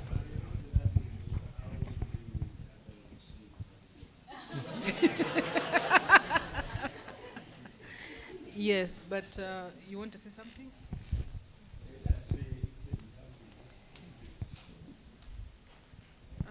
Thank you, Chair. I made an observation that the group had not had departed from the facts that were in the script. Because I'm saying that my observation is that the group departed from the facts that are in the script, because you're talking about a murder case, and yet the script talks about a murder that has been amended to manslaughter and a sentence of 10 years given. Yes, that was my observation.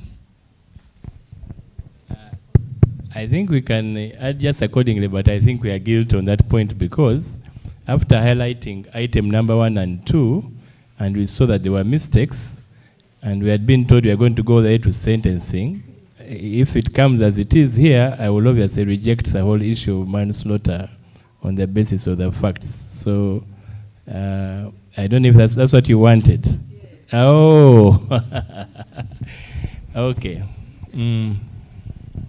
Everybody has the scenario, and could the people who developed the scenario say what it is that you were hoping to see to be demonstrated, and what it was that you think?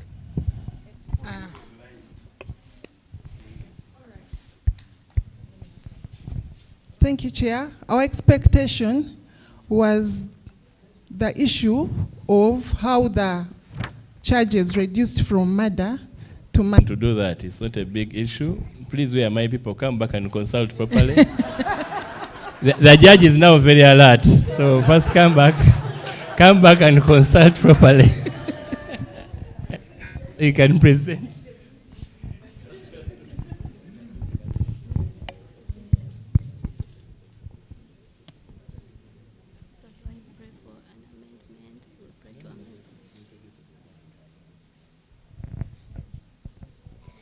My Lord, the appearances as before. Okay.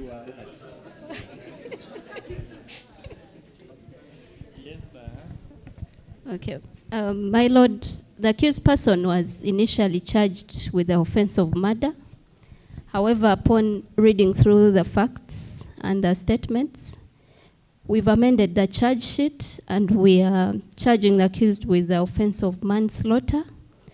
And upon agreement with the accused and the advocate for the accused, we've agreed to a sentence of 10 years imprisonment. Defense, is that the position?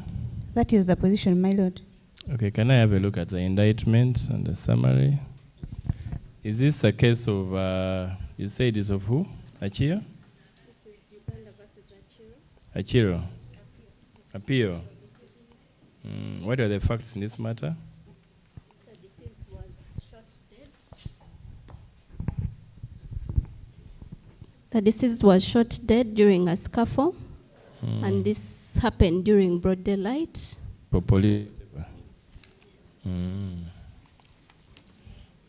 Consider the ingredients properly.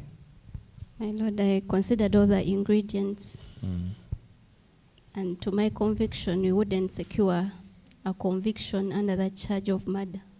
You think the DPP will be comfortable Because I see these facts seem to portray all the ingredients of murder. I think it may be, is it a matter you really consulted and considered seriously? My Lord, I did, but we can go with your guidance. With my guidance, now you'll be making me the person negotiating. But anyway, just to be very clear, I have looked at it. Before even I get into the plea bargaining with the accused person in open court, I think I would be very uncomfortable if these were the facts.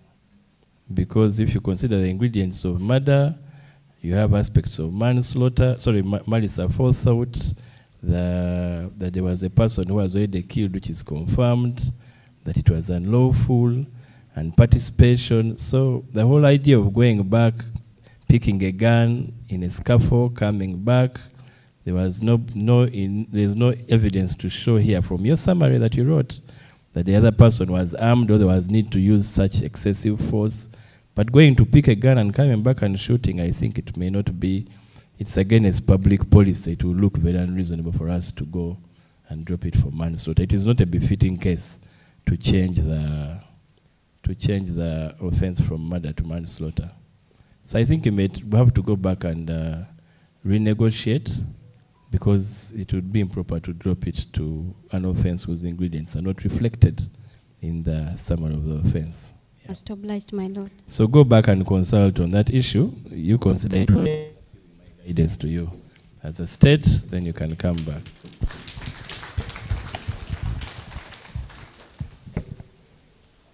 Spot on. Spot on. I think that really is what they were looking for. I see them looking like some satisfied pussycats. Yes, I think that really is the interrogation during the discussion, and being satisfied that the facts that are being presented do suit the offense for which the person is charged and which the agreement is being made. And if indeed it is a manslaughter, then they ought to be able to convince you is not sufficient, I think. What the facts are important. I think the facts that led up to the shooting are important for you to understand whether there was malice aforethought or not. But that exactly is the discussion that we expect to take place. My Lord? I just noted that the judge has not commented on any sentence he would consider appropriate at this stage. He's leaving it to the state attorney and defense counsel. Well done.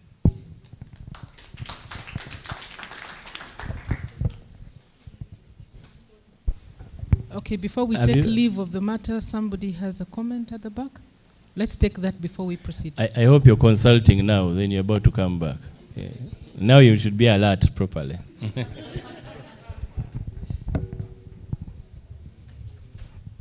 Thank you so much, my Lord. I don't know whether we shall also consider the first scenario where we talked about the victim impact.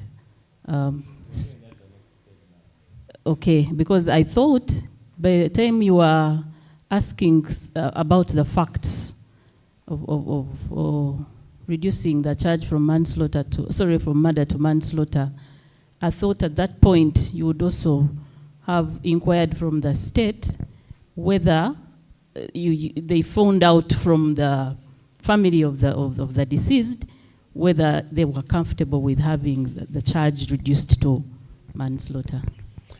I think the first presentation we did, we deleted and we replayed again. So we are now starting afresh. And I didn't get into that one because from the onset you have a problem with the facts, the ingredients being shown. So whether the family agreed or not, it may be a bit difficult for court to say that because the family has agreed, I go for manslaughter. Finally, if the matter ends up in the court of appeal where they are much more wiser people, they can eat you up as a judicial officer and wonder how you even went ahead because the family agreed. That's why we didn't get into that point of discussion. Yes, Your Worship? Regardless whether it's manslaughter or murder, my inquiry is still, I know the rules provide that we need to consult with the victims and the family and all those things. But there is a part, in the first script that we deleted finally because the judge was not very alert. The state and defense counsel were submitting that they had contacted the family and they were agreeable to the sentence. Now that's where my question is it them that are supposed to be agreeable, or is in the agreement just between the state and the accused person, but their input is just to guide? But if they said they didn't like the sentence, then would you now say there is no agreement? That is not for the judge here, for the faculty. Would there not be an agreement because the family maybe wanted more of compensation and this person is saying we don't have money, and so I am more willing to serve a term of imprisonment without compensation? So then does that change anything, or then the state would say there is no agreement because the convict now cannot afford compensation and is not agreeable to compensation? That is really for the faculty. I didn't want to disturb the chairperson, with your permission, Chair. I thought that's a matter the faculty will answer when you have a plenary. If we would be allowed to finish a skit, because my lawyers are standing and people are here, so I would prefer we finish and we also sit there, then we ask questions also. Then it can be written down. Yeah. Okay. But So it's up to you. Your question has been noted and we will come back to it. Let's now proceed to the skit itself.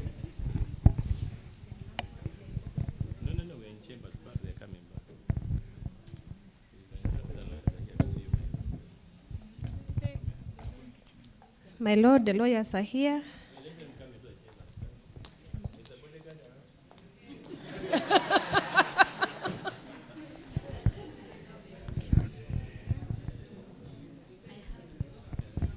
Okay. Now you're back with Mother. No, she was here earlier on. So you can say you're back. May it please you, my Lord. My name is Nasuna Sharon. I'm a chief state attorney. You were here earlier when I'd sent you back. So have you had another negotiation? We've had another meeting with the accused person and the advocate for the accused.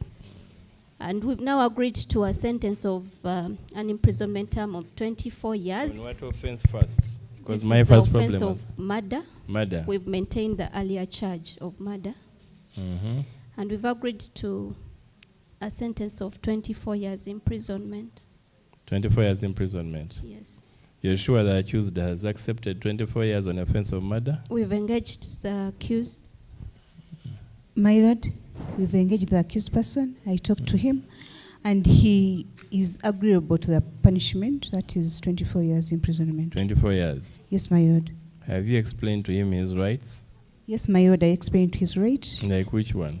I explained to him that once he pleads guilty, then all his constitutional rights of her, being presumed not guilty, fair and full trial. You see, that is what I was saying. You told him that you told her that she's innocent until proven guilty.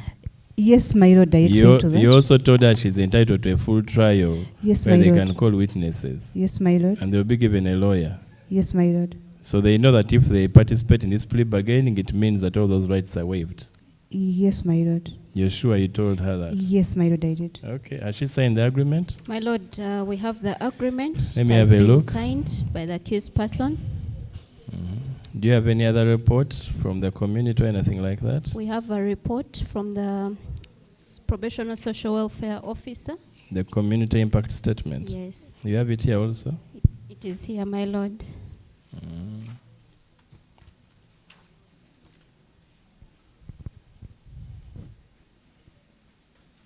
So the probation officer is saying that the crime affected the community and the young man was killed. Yes, my Lord. Okay. Who else have you consulted? We've also consulted the relative of the victim, and they are also agreeable to the sentence. They think that it is fair and it will serve justice. Okay. I realized I think everything has been filled in. You wrote down the aggravating and mitigating factors? Yes, my Lord, they are indicated. Okay. Seems everything has been signed. I think I'll find 24 years, I think I'll accept. I'll find it acceptable. We can go ahead with plea bargaining then. So let me come to open court and then you present the accused person. Most obliged, my lord. I hope prisons brought them. They did. Yeah, you tell them to bring the person up to the dock. Let me come in.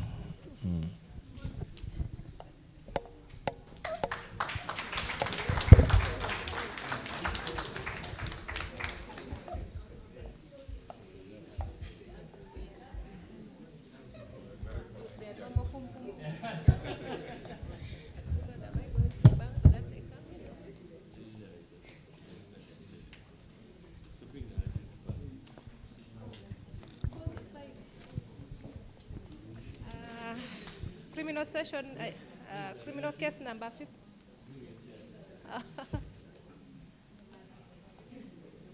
Are you coming? Just come in the court.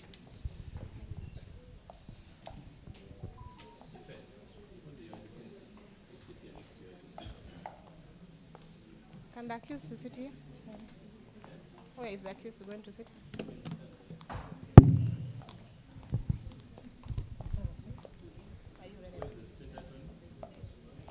State, come and sit.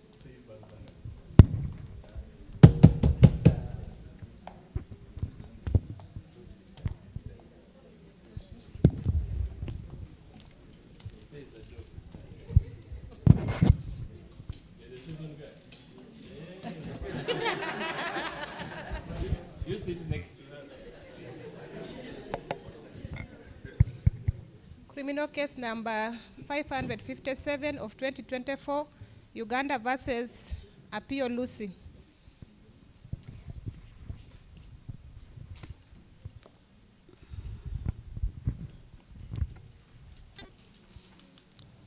Prisons, you've handcuffed the accused person? Okay. Yes, state. May it please you, my lord. Representation. Nasuna Sharon, Chief State Attorney. For the defense, we have Ms. Tavaru Karecho. She's the counsel for the accused person. My lord, we have the accused person before court. And we are ready to proceed with this matter.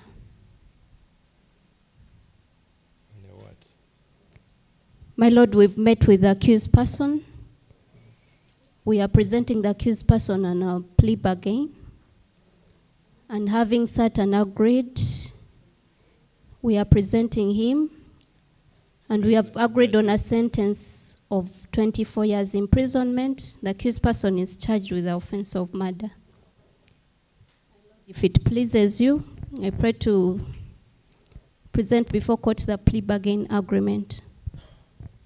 Okay, before we move on, my clerk is, what's her name? Achigo Helen. Yes. So you'll also work as the interpreter.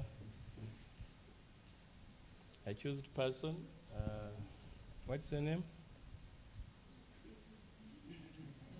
Apio Lucy. Apio Lucy. What language? What language do you understand?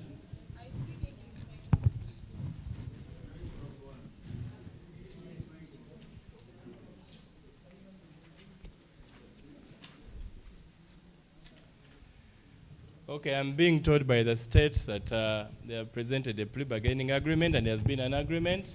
So defense, is that the position? Defense counsel? Yes, my lord, that is the position. You have reached a plea bargaining? Yes, my lord. On the offense of murder? Yes, my lord. And a sentence of how many years? 24 years, my lord. Accused person, you said you know English? Yes, my lord. So they are saying that you have agreed to a plea bargaining agreement and you have entered into a plea bargaining agreement for the offense of murder and reached a sentence of 24 years. Is that the position? Yes, my lord, but I did not understand something.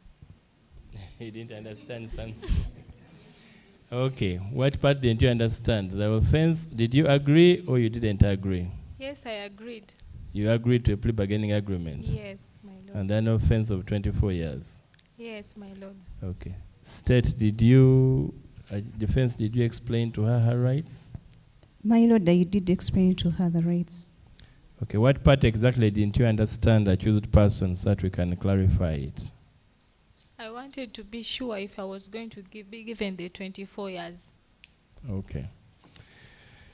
I'll explain that.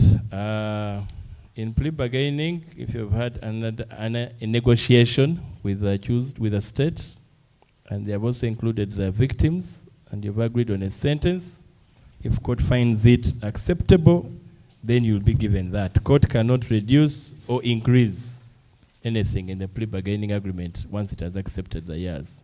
So once we go through the procedures and that's a position, yes, you'll get those 24 years as you agreed. Nothing more will be reduced or added, apart from deducting the period you've spent on remand. Is that the only part that you wanted to understand? Yes, my lord. Okay. So I think, the what? You wanted to say something, Counsel? State. Had tendered in the plea bargain agreement. The clerk has it. I pray that she presents it to court. Before it is presented, let us first go through the rights. I have to explain to you. First of all, the offense you're charged with, which is murder, the ingredients there are that there was a person who was killed, that the killing was unlawful, it was not permitted by any law, that there was a malice aforethought, basically it was not done in good spirit, and that you're the one who did it. That is the offense that is being brought against you. Have you understood that part? Yes, I did it. Now, I'll explain to you your rights also. As you enter into this plea bargaining agreement, ordinarily, you're entitled to a full trial. And in a full trial, if you can't afford a lawyer is given to you, and that lawyer defends you, paid for by the state. You're also presumed to be innocent until you're proven guilty, and you're also entitled to just keep quiet if you wanted, without saying anything, so the state has got to prove the other ingredients talked about. Once you enter into a plea bargaining agreement, it means that you're going to be convicted now and sentenced now, and those rights, for example, of going for a full trial are waived. You will not have a right to a full trial. Have you understood those rights? Yes, I've understood, my And lord. your lawyer also explained them to you? Yes, she did. Okay, so you willingly waive those rights that you have and prefer to have your matter heard now and you're convicted and sentenced? Yes, my lord, I'm tired of being in prison. Okay. You've also understood the nature of the offense that I explained to you? Yes, my lord. And you know that it has a maximum sentence of death penalty, but we shall go with the years you've agreed Yes, with the my state? lord. You've also Yes, my agreed. And has anybody forced you? No, no, no, no. Have you been coerced by anybody or scared? No, I'm not. Okay. Did you sign the agreement? Yes, I did. Can you show her the agreement? Did you sign the agreement there? Is that the agreement you signed? Yes, this is my signature. That's your signature? Yes, my lord. Okay. So for my record here, as I was writing my confirmations, I'm going to write here that you've accepted that you signed a plea bargaining agreement that has been brought to me, and you have agreed to an offense of murder, in respect to offense of murder, and a sentence of 24 years. Okay, my lord. So, State, can you sign here to confirm? Defense, and give your client to also sign.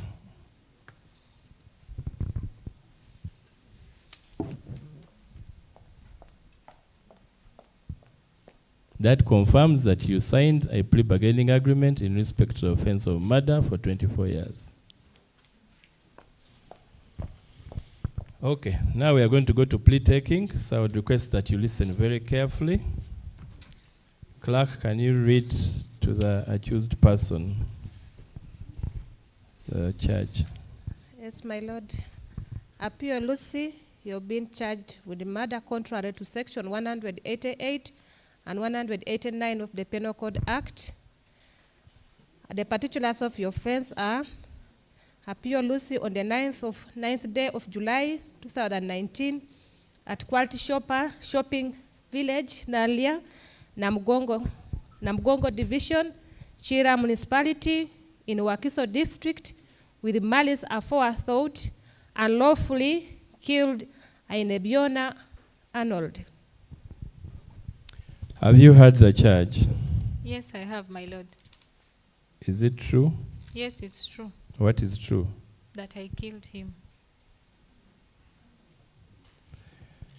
Plea of guilt is entered. State. My Lord, these are the brief facts of the case. Accused, you listen. They are going to read for you the facts of the case, so you listen attentively. On the 9th day of July 2019 at 10 o'clock, while at Nalia Shopping Village in Namgongo, which is within Wakiso district, the deceased was shot.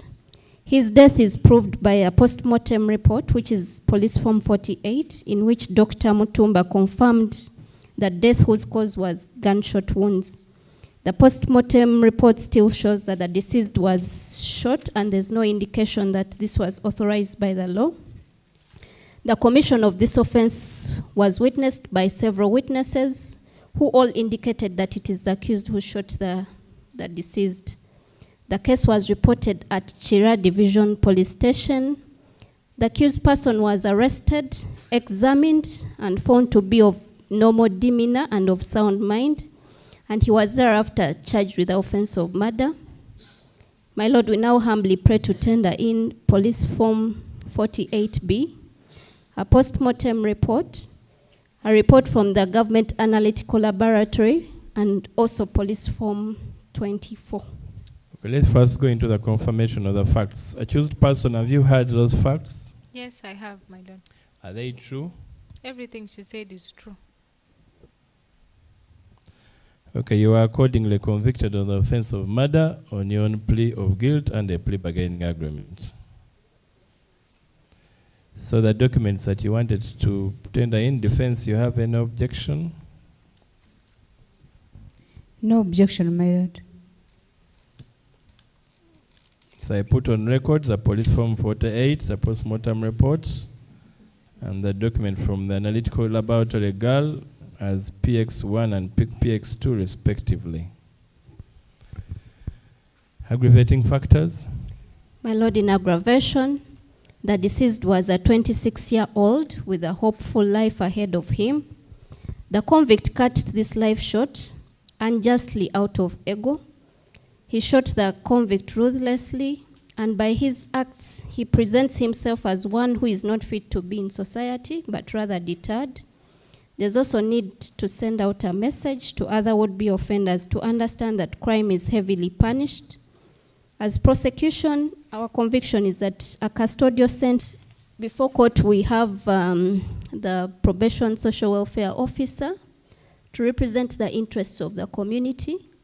We also have in court the relative of the victim.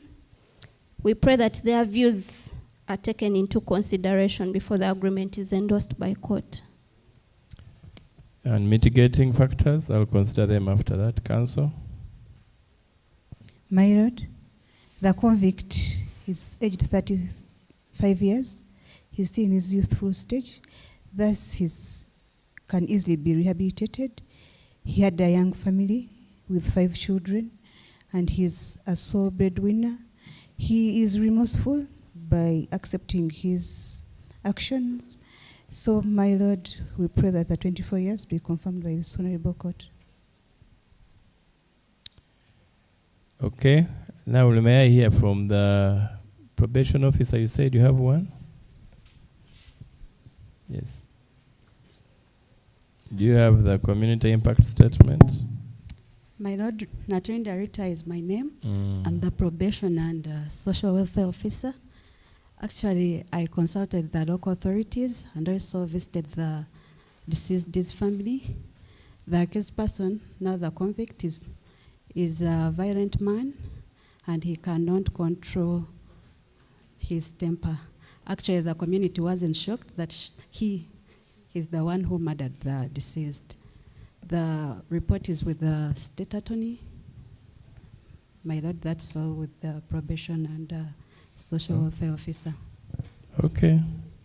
And you said you also have somebody from the victim's family? My Lord, we also have the mother of the deceased. Don't cry. Can we give you some water? Yes, let's have silence in court. Yes, they killed my son. She killed my son. My son was very young, and he had just finished school. He didn't leave me any grandchild, and I have no one to look after me.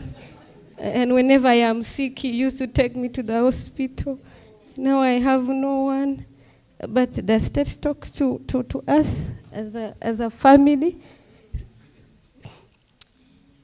So we sat down and we feel like the punishment is okay. He deserves it. He should go to the prison and also suffer there. Yes. We have buried our son, and we have no one now. Our son is dead, and there's no one to replace him, and we are still really grieving. We sympathize with you. Thank you so much. Can we also hear from the accused person if you want to say anything before your sentencing?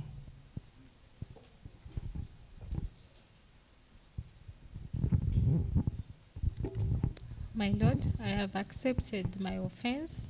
I have had time to reflect on what I did. I don't know if court can allow me to talk to the mother of the victim. I wanted to apologize for what I did. You can even apologize now. I am sorry for what I did. That is all. Okay, we're going to go to sentencing. Prisons? Where's prisons? Yes, how long has she been on remand? My Lord, the person was admitted here on 23rd of February 2024, which makes it 1 year and 6 months on remand. So when you deduct that from 24, what do you get?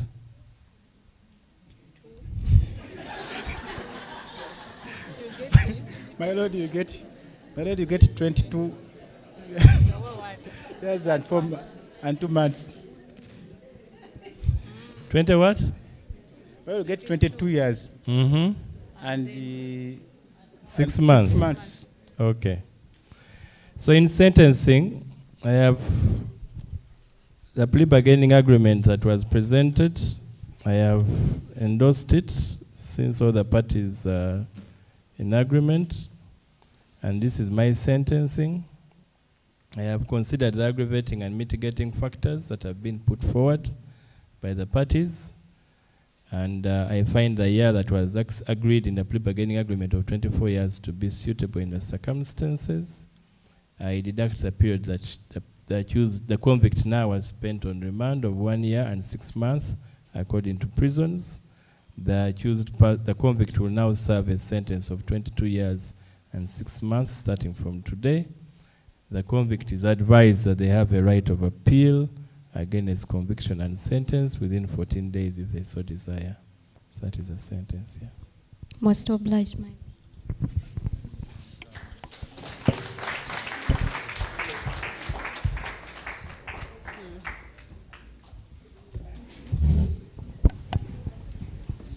Thank you very much, Judge Allen.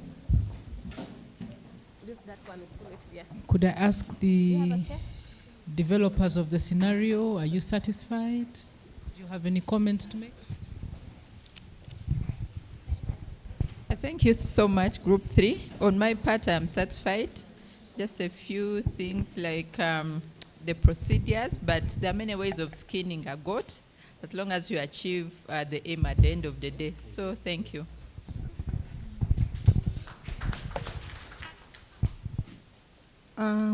Thank you so much, Group 3.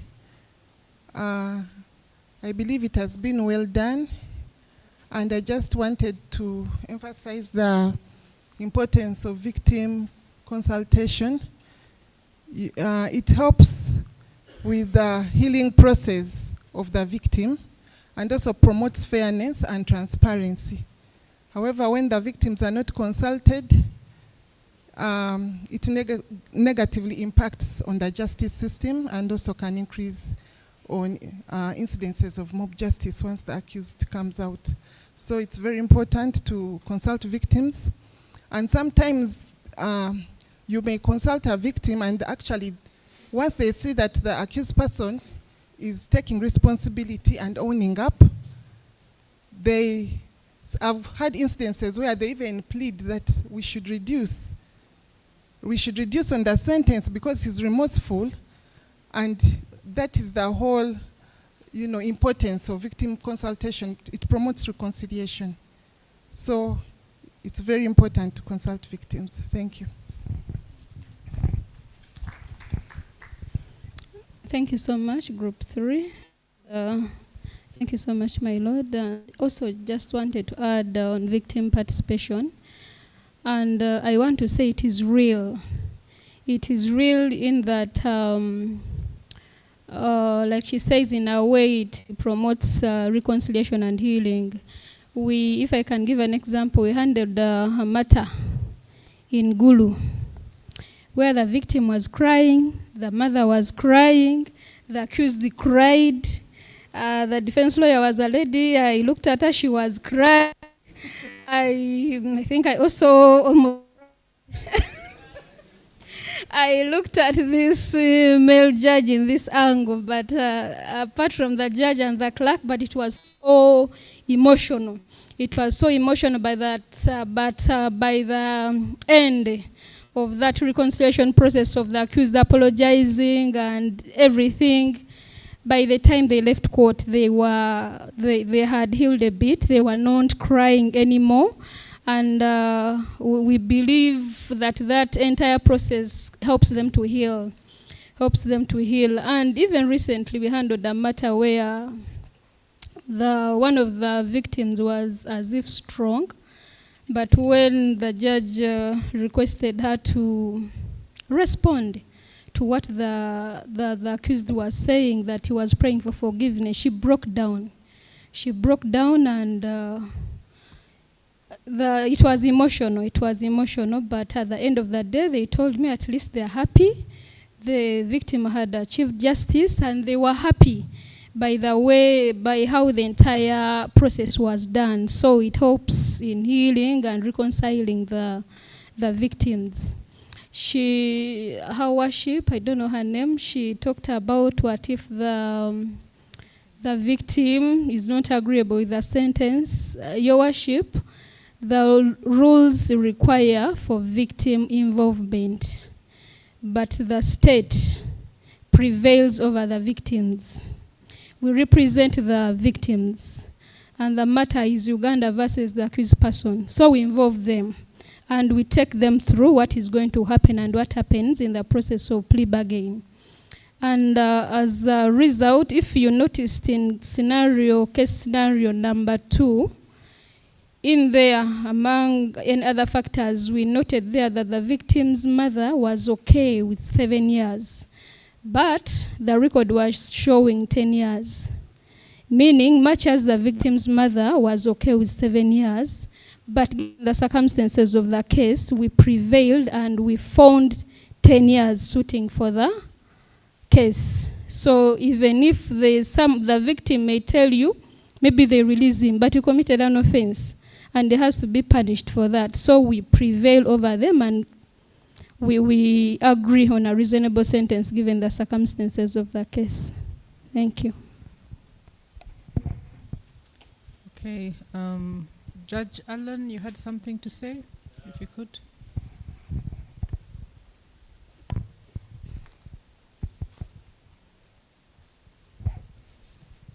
Nothing much, really. We had also shared, as we were doing the research, we had some cases that were guiding us.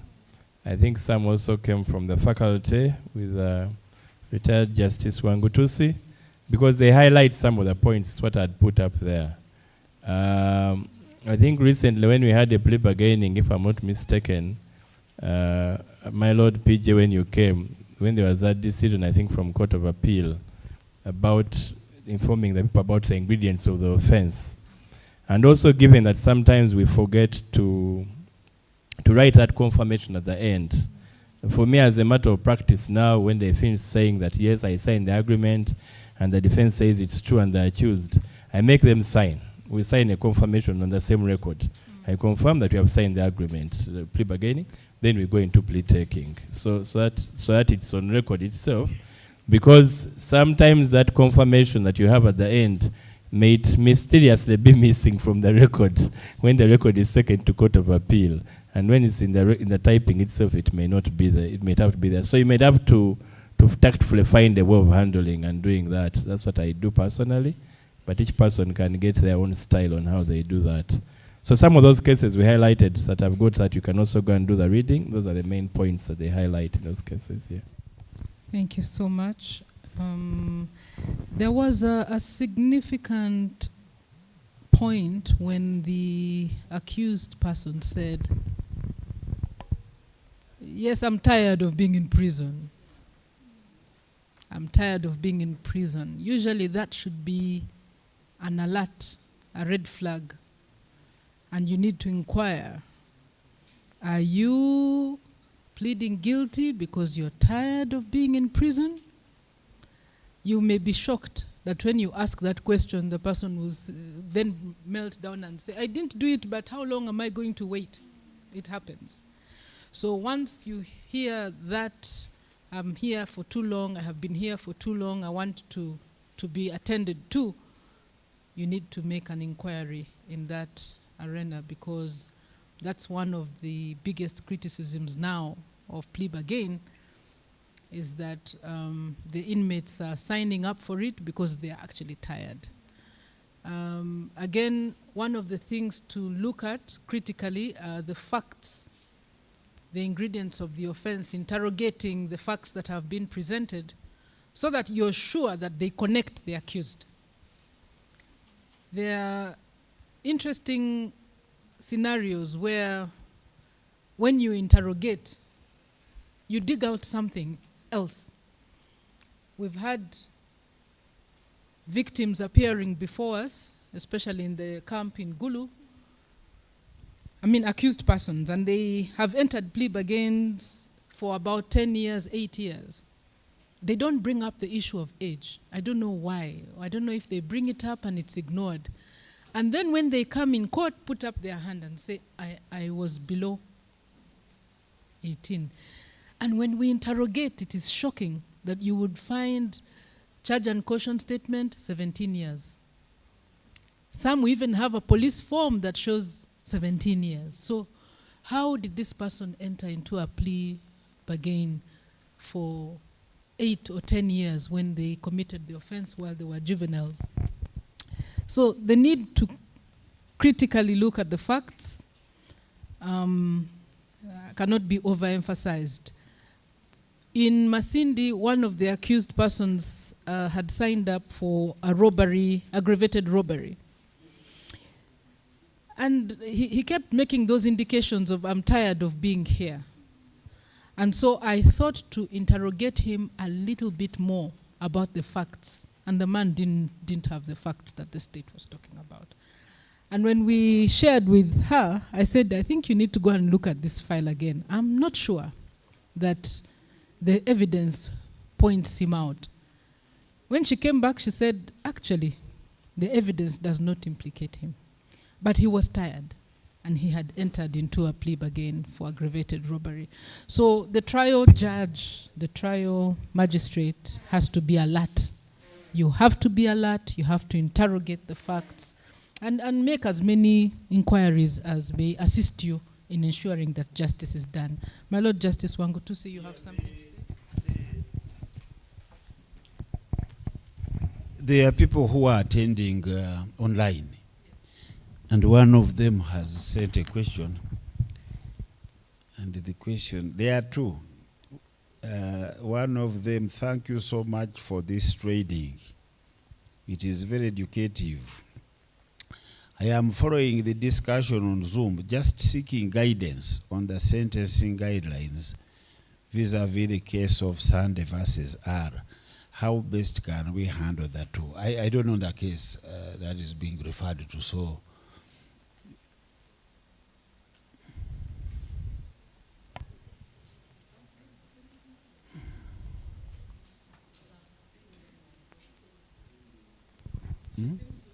She will say something. Yes, now the other one is, in my opinion, this is Akusia Joseph. In my opinion, plea bargain should be abolished on murder charges because the deceased cannot come back to life to negotiate justice for himself. Because not even the family members can decide what best suits his interest. I think the interest of the deceased. Now this one,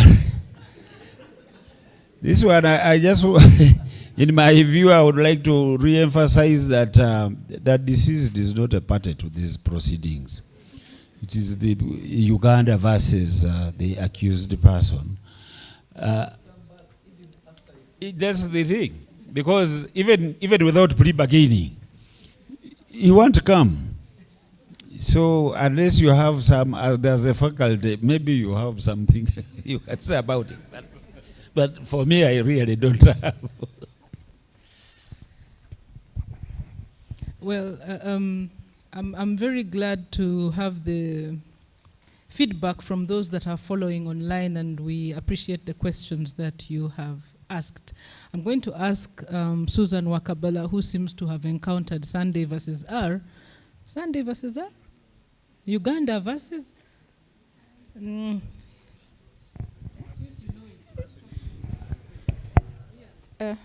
Thank you, my Lord the PJ.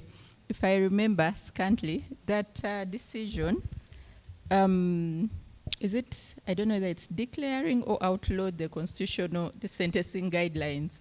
But however, the DPP put in an application and it was stayed. Yeah. So right now, what I can say is that the sentencing guidelines are still lawful, pending the determination of the court. Yeah.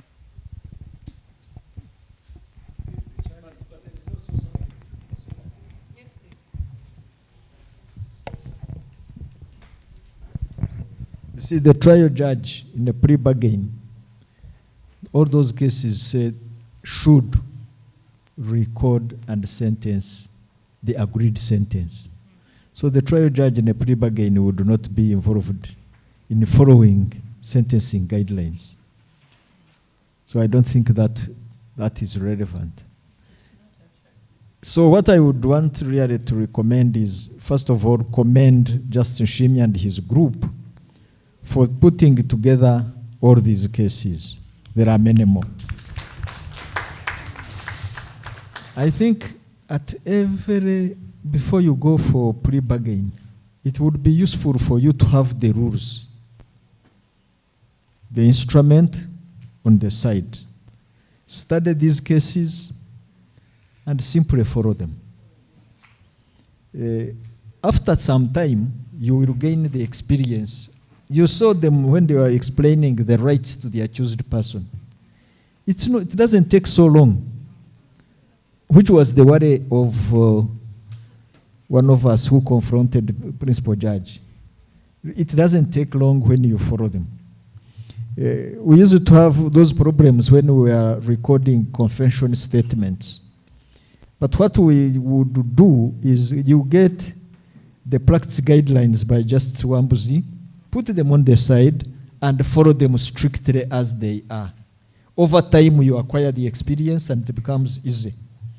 If you don't follow the rules, let me observe that most of the mistakes that you are looking at are from very senior judges. It's not, in fact, the new judges. It's the very senior ones. The mistake is from assuming that you know.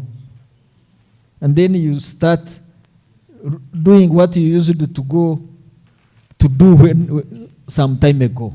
But the rules are new. And you may not recall all of them. So indeed, keep these authorities as your guide, but keep the rules near you and keep checking. Have a checklist, what not to do. The mistakes that are being pointed out, why do you have to repeat them? Let's learn from these mistakes, and it shall be easy for us. Thank you very much.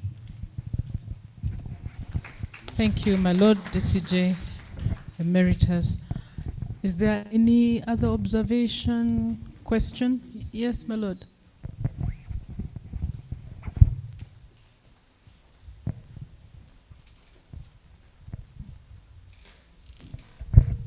Just to say thank you, PJ. The guidelines, the sentencing guidelines do not apply to plea bargain cases. The sentencing guidelines were flagged off in 2013 and plea bargaining was in 2016. We were of the view that for plea bargaining to be successful, we would have guidelines tailored towards that one. Guidelines for plea bargain cases. By the time I left the judiciary, that was something we were thinking about. So it is still something you need to think about.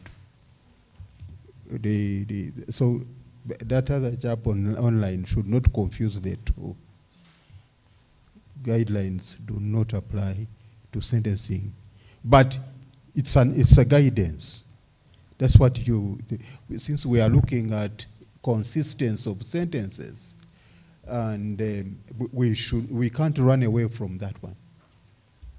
But we need time to look at guidelines in plea bargain cases. Thank you very much. Just to give information. Yes. Before Justice Bamwine retired, we worked on them with him and the committee.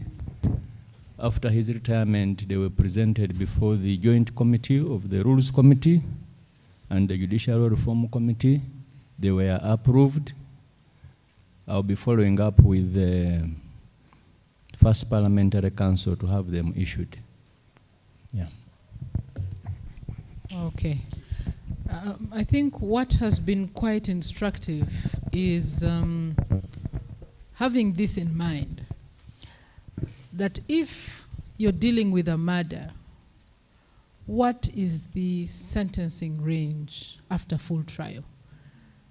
And I know that many of the parties would consider and say, for an offense of this nature, almost similar facts, the Supreme Court, the Court of Appeal have upheld sentences within this range. Now that becomes an informative point.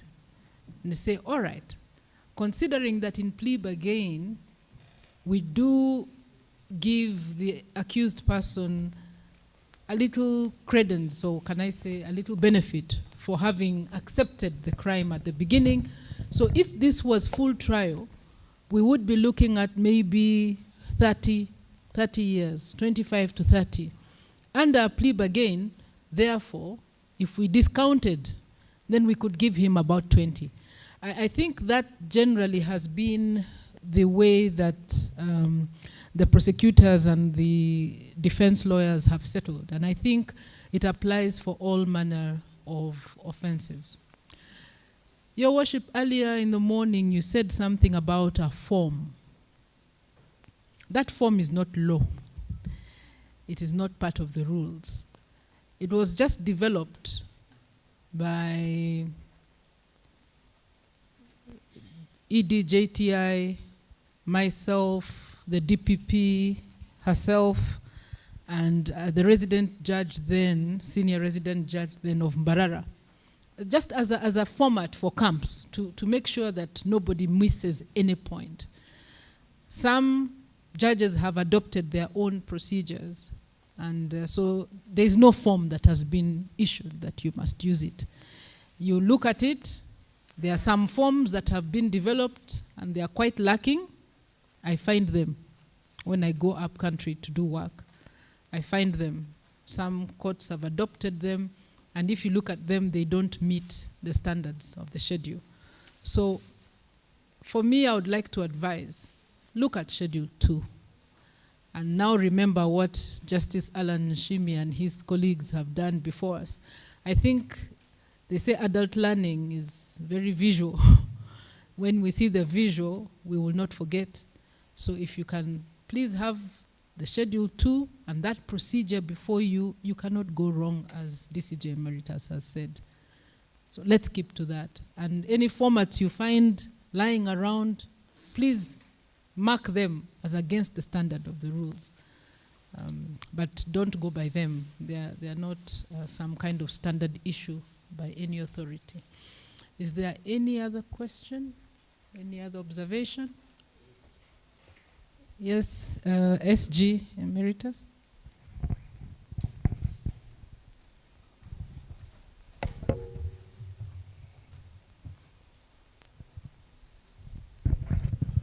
Thank you very much, my Lord PJ. I was just wondering, victim involvement. We had that scenario at the university some time back, and the issue was, what is the import of the victims? And at that time, I think it was 2005, Aberdeen University in Scotland, they were introducing that, and the question was, what would happen? I don't know whether it has happened here, whether in a case where the victim or the representative of the family disagrees with the prosecution and the court. I know the court, the judge has the ultimate authority, but if they say, maybe we prefer a death sentence instead of 24 years, because our family member, that kind of question that was raised by somebody online is not coming back. What would happen? Then secondly, I wanted to find out, PJ Emeritus said this morning, he was asking for the chairman, LC1 of the area. How do you verify their statements? Because in the areas that have been, sometimes LC is also a bias. And they tend to bring issues on certain things which are not true. And this is a matter that pertains to justice, to a person, whether that person is innocent or not. And the LC comes and says, no, we have had a lot of problems of issues with this accused person. And it is not true. How do you verify those issues? Thank you.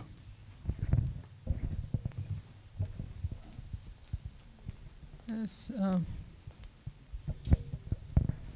EDJTI. My Lord PJ, I was whispering to Justice Wangutus here when Justice Allen was doing a pre-session, and those are the similar concerns I raised.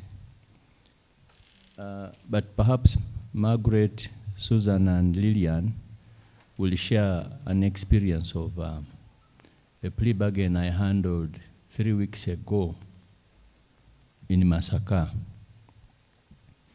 My Lord PJ, when the victims came, the accused had settled for 20 years.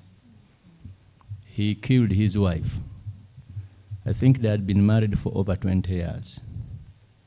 So I asked, I think Susan was the defense, Lillian was the prosecution, and Margaret was overseeing the process as the focal person in charge of plea bargaining in the office of the DPP.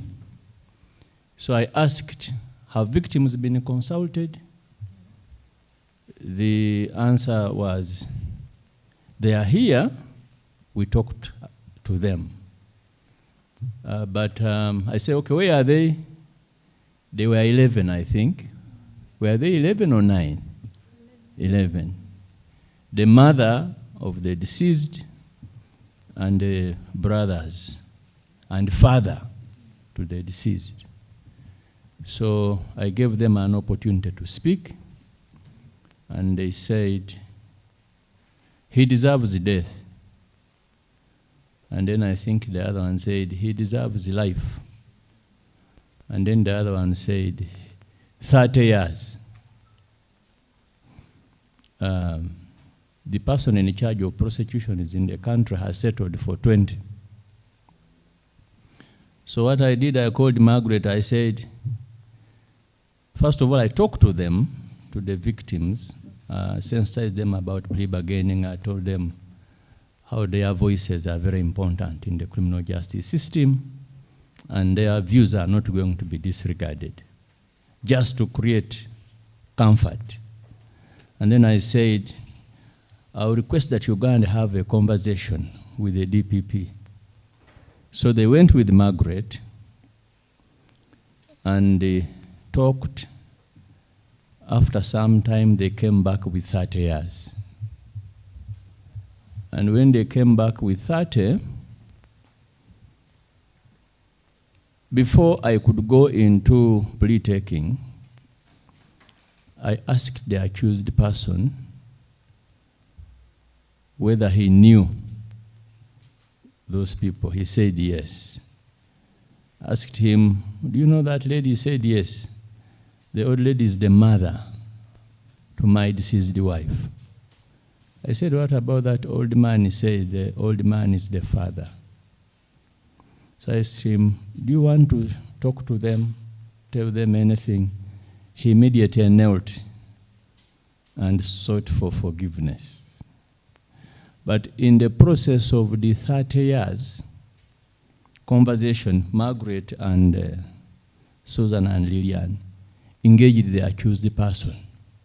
And they came back willingly to take the 30 years. In fact, when we sentenced him to 30, they clapped. They felt like they had. Of course, the challenge I also see, what happens if the prosecution says this is the deal, and the accused person says no, and they cannot be able to.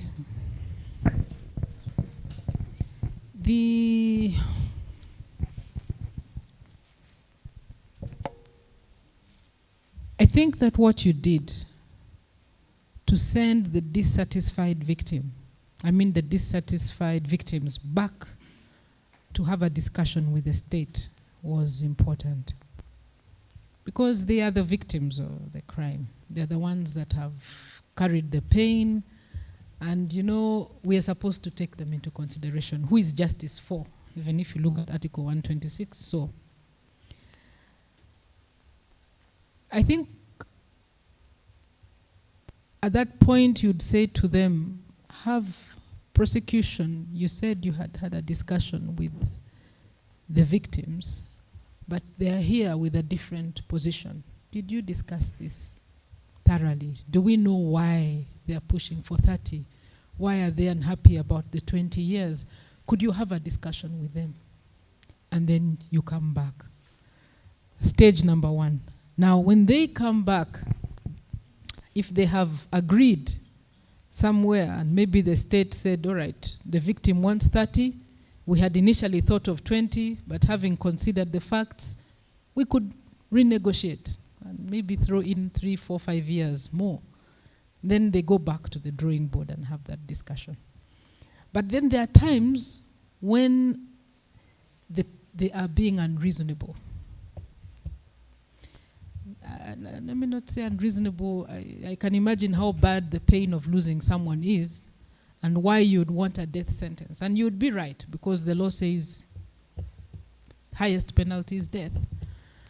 But we usually say to them, we tell the state attorneys to manage the victims and their expectations.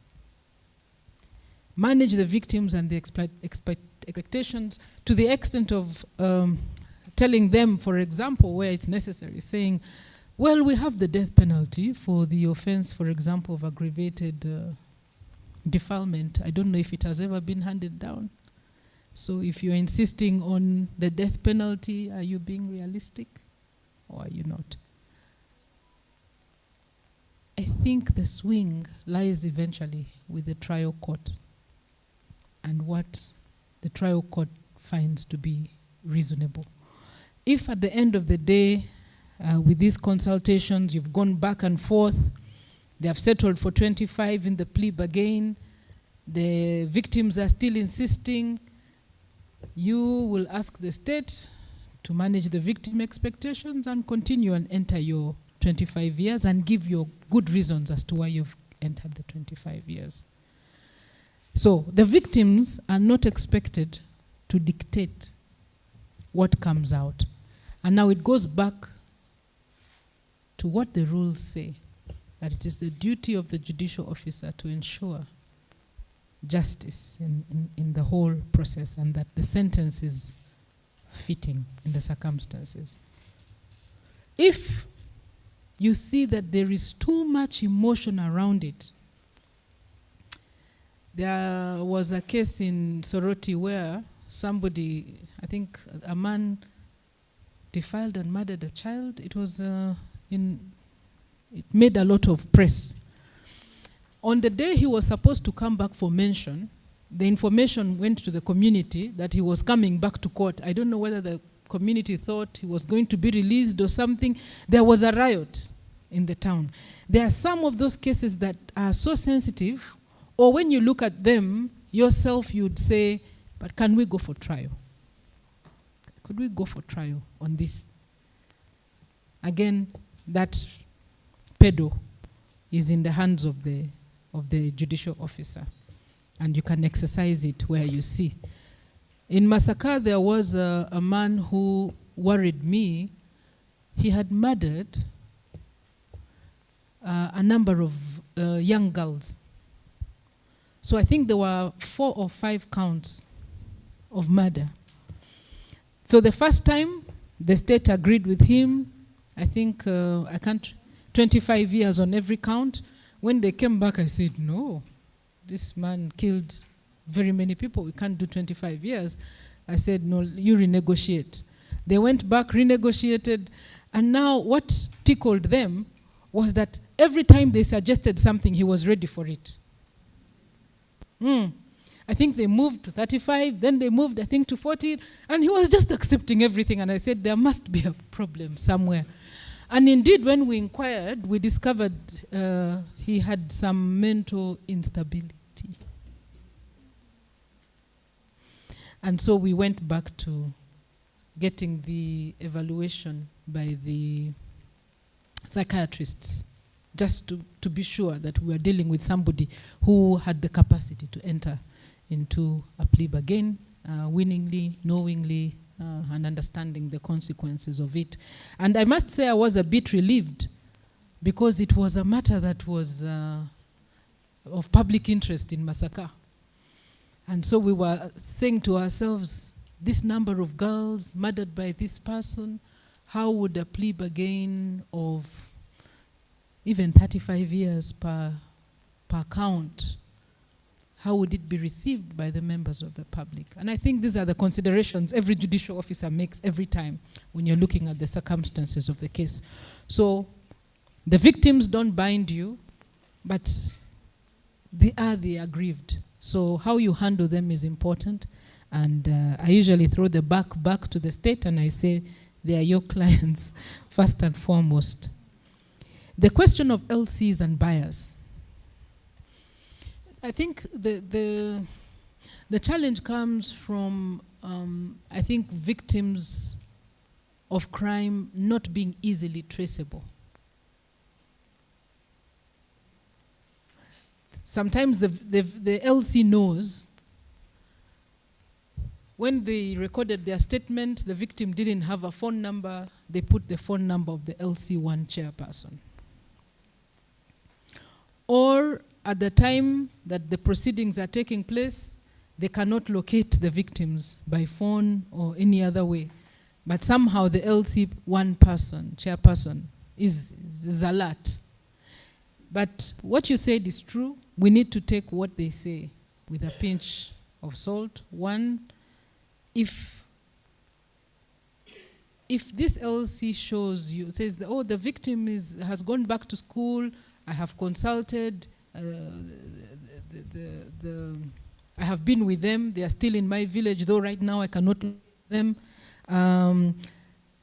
You have to make an assessment of what the LC is telling you and how much he may know and how much you can depend on it or what weight you can attach to it, depending on the circumstances of every case. The aspects of bias can not be eliminated.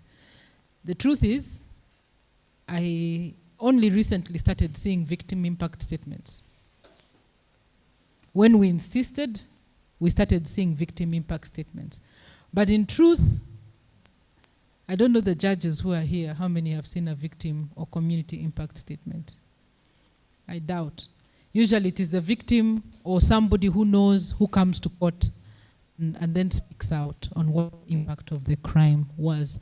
In our systems, the sentencing is not as elaborate as in other jurisdictions where you have full sentencing hearing. I think you may recall Pistorius, Oscar Pistorius, it was almost a trial, just that aspect. But here with the plea bargain, once we have that voice of the victims, then we go with them. Where the LCs come in, it's important. And then there's another aspect that I want to mention, and that is, again, I don't know about how the ADR or the traditional ways of resolving disputes work in this area. We have heard that in the north, they have a very robust system of handling cases.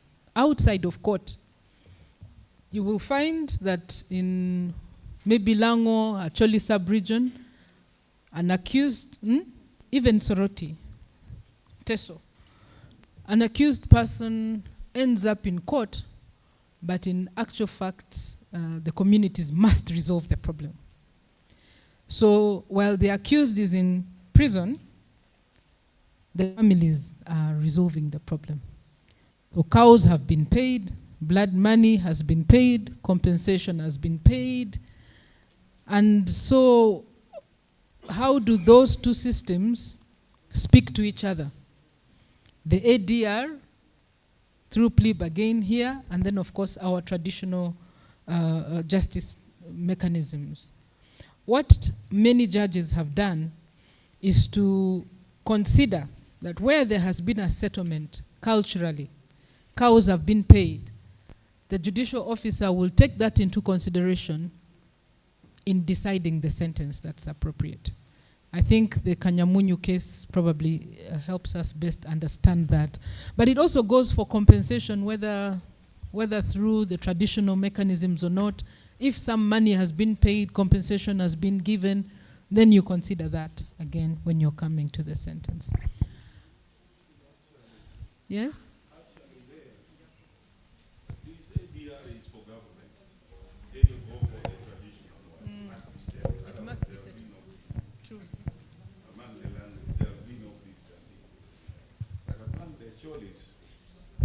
If you do the traditional thing, they won't come to court because they know it has already been settled. But among the Langis, you must pay that money.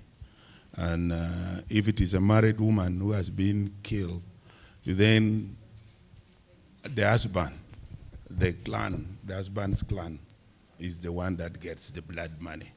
But it must be settled. Otherwise, that other one will continue from generation to generation. It will be there. Okay. All right. Anything else?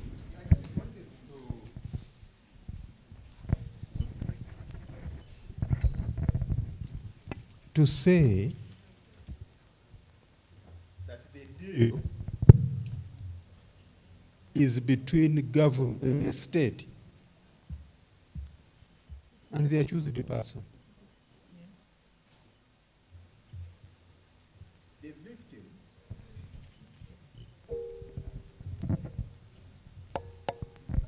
The victim remains a witness for the state. So the DPP will always carry the day until the law is changed. There is no way the victim can dictate to the DPP, who constitutionally has the final say in the matter. So that's why we want the victim to be part of the sentencing process, to know what is happening there, to be heard. But when it comes to making final decision, that is for the DPP and the accused person. For the chairman coming in and when it was raised in Gulu, I was surprised. But the explanation were given was that those people have useful information. They may know whether the person is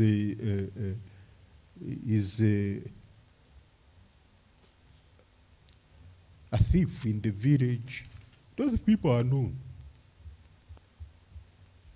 And so if the chairman says this one is has a string of offenses, well, it's now up to the court to find out whether this person has any previous conviction and so on.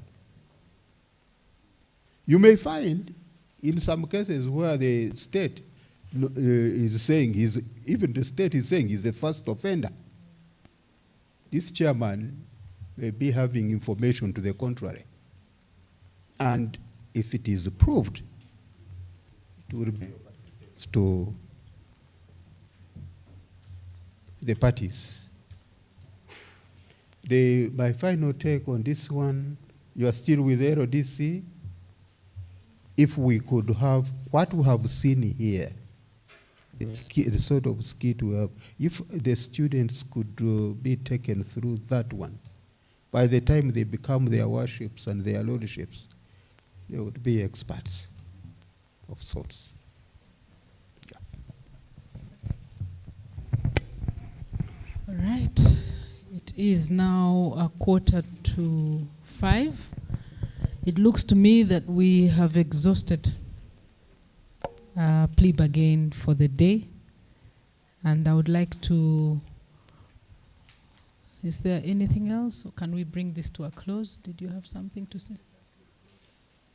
All right. Please, my Lord DCJ Emeritus, we hand over to you to close us off.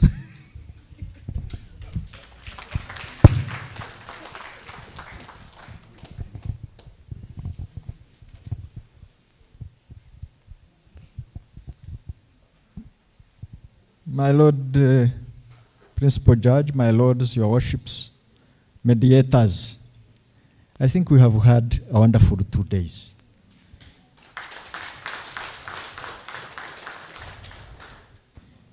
I think let's learn from the mistakes that have already been made.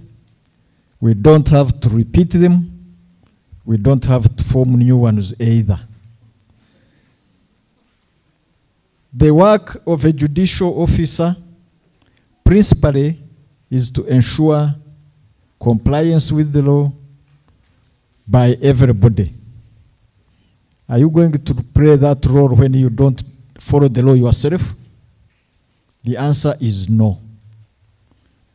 The law we administer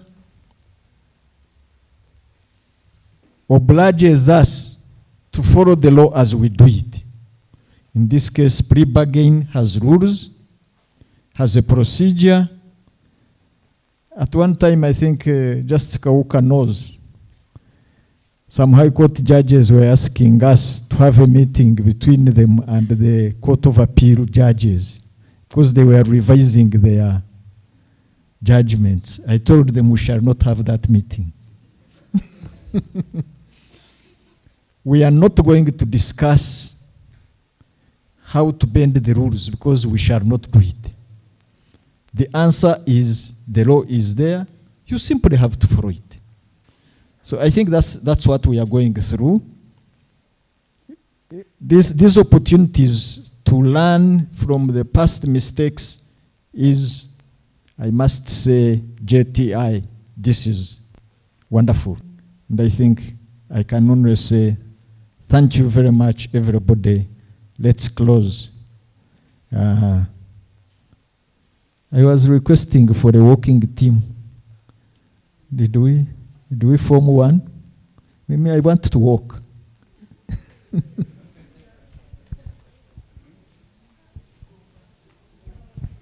Thank you, my Lord DCJ, and my Lords facilitators, participants. Thank you for a good 2 days. A few announcements. One is that you were all, most of you were accommodated here, and we shared that list with you beforehand. It is important, if you didn't want to sleep here, to have notified us, because the funder has actually paid for your room for 5 days. So I needed to make that clear. Yes, there is a walk. My lords, we are going to meet at the reception. We had told them 5. Someone is going to take the lead. Someone from the hotel is going to lead us into that walk. So all those that want to join the Honorable Deputy Chief Justice Emeritus, please do so. Your drivers and bodyguards were all paid their per diems, so we don't expect that there are complaints of any sort. Thank you, my lord. I think we should meet here tomorrow at 9 a.m.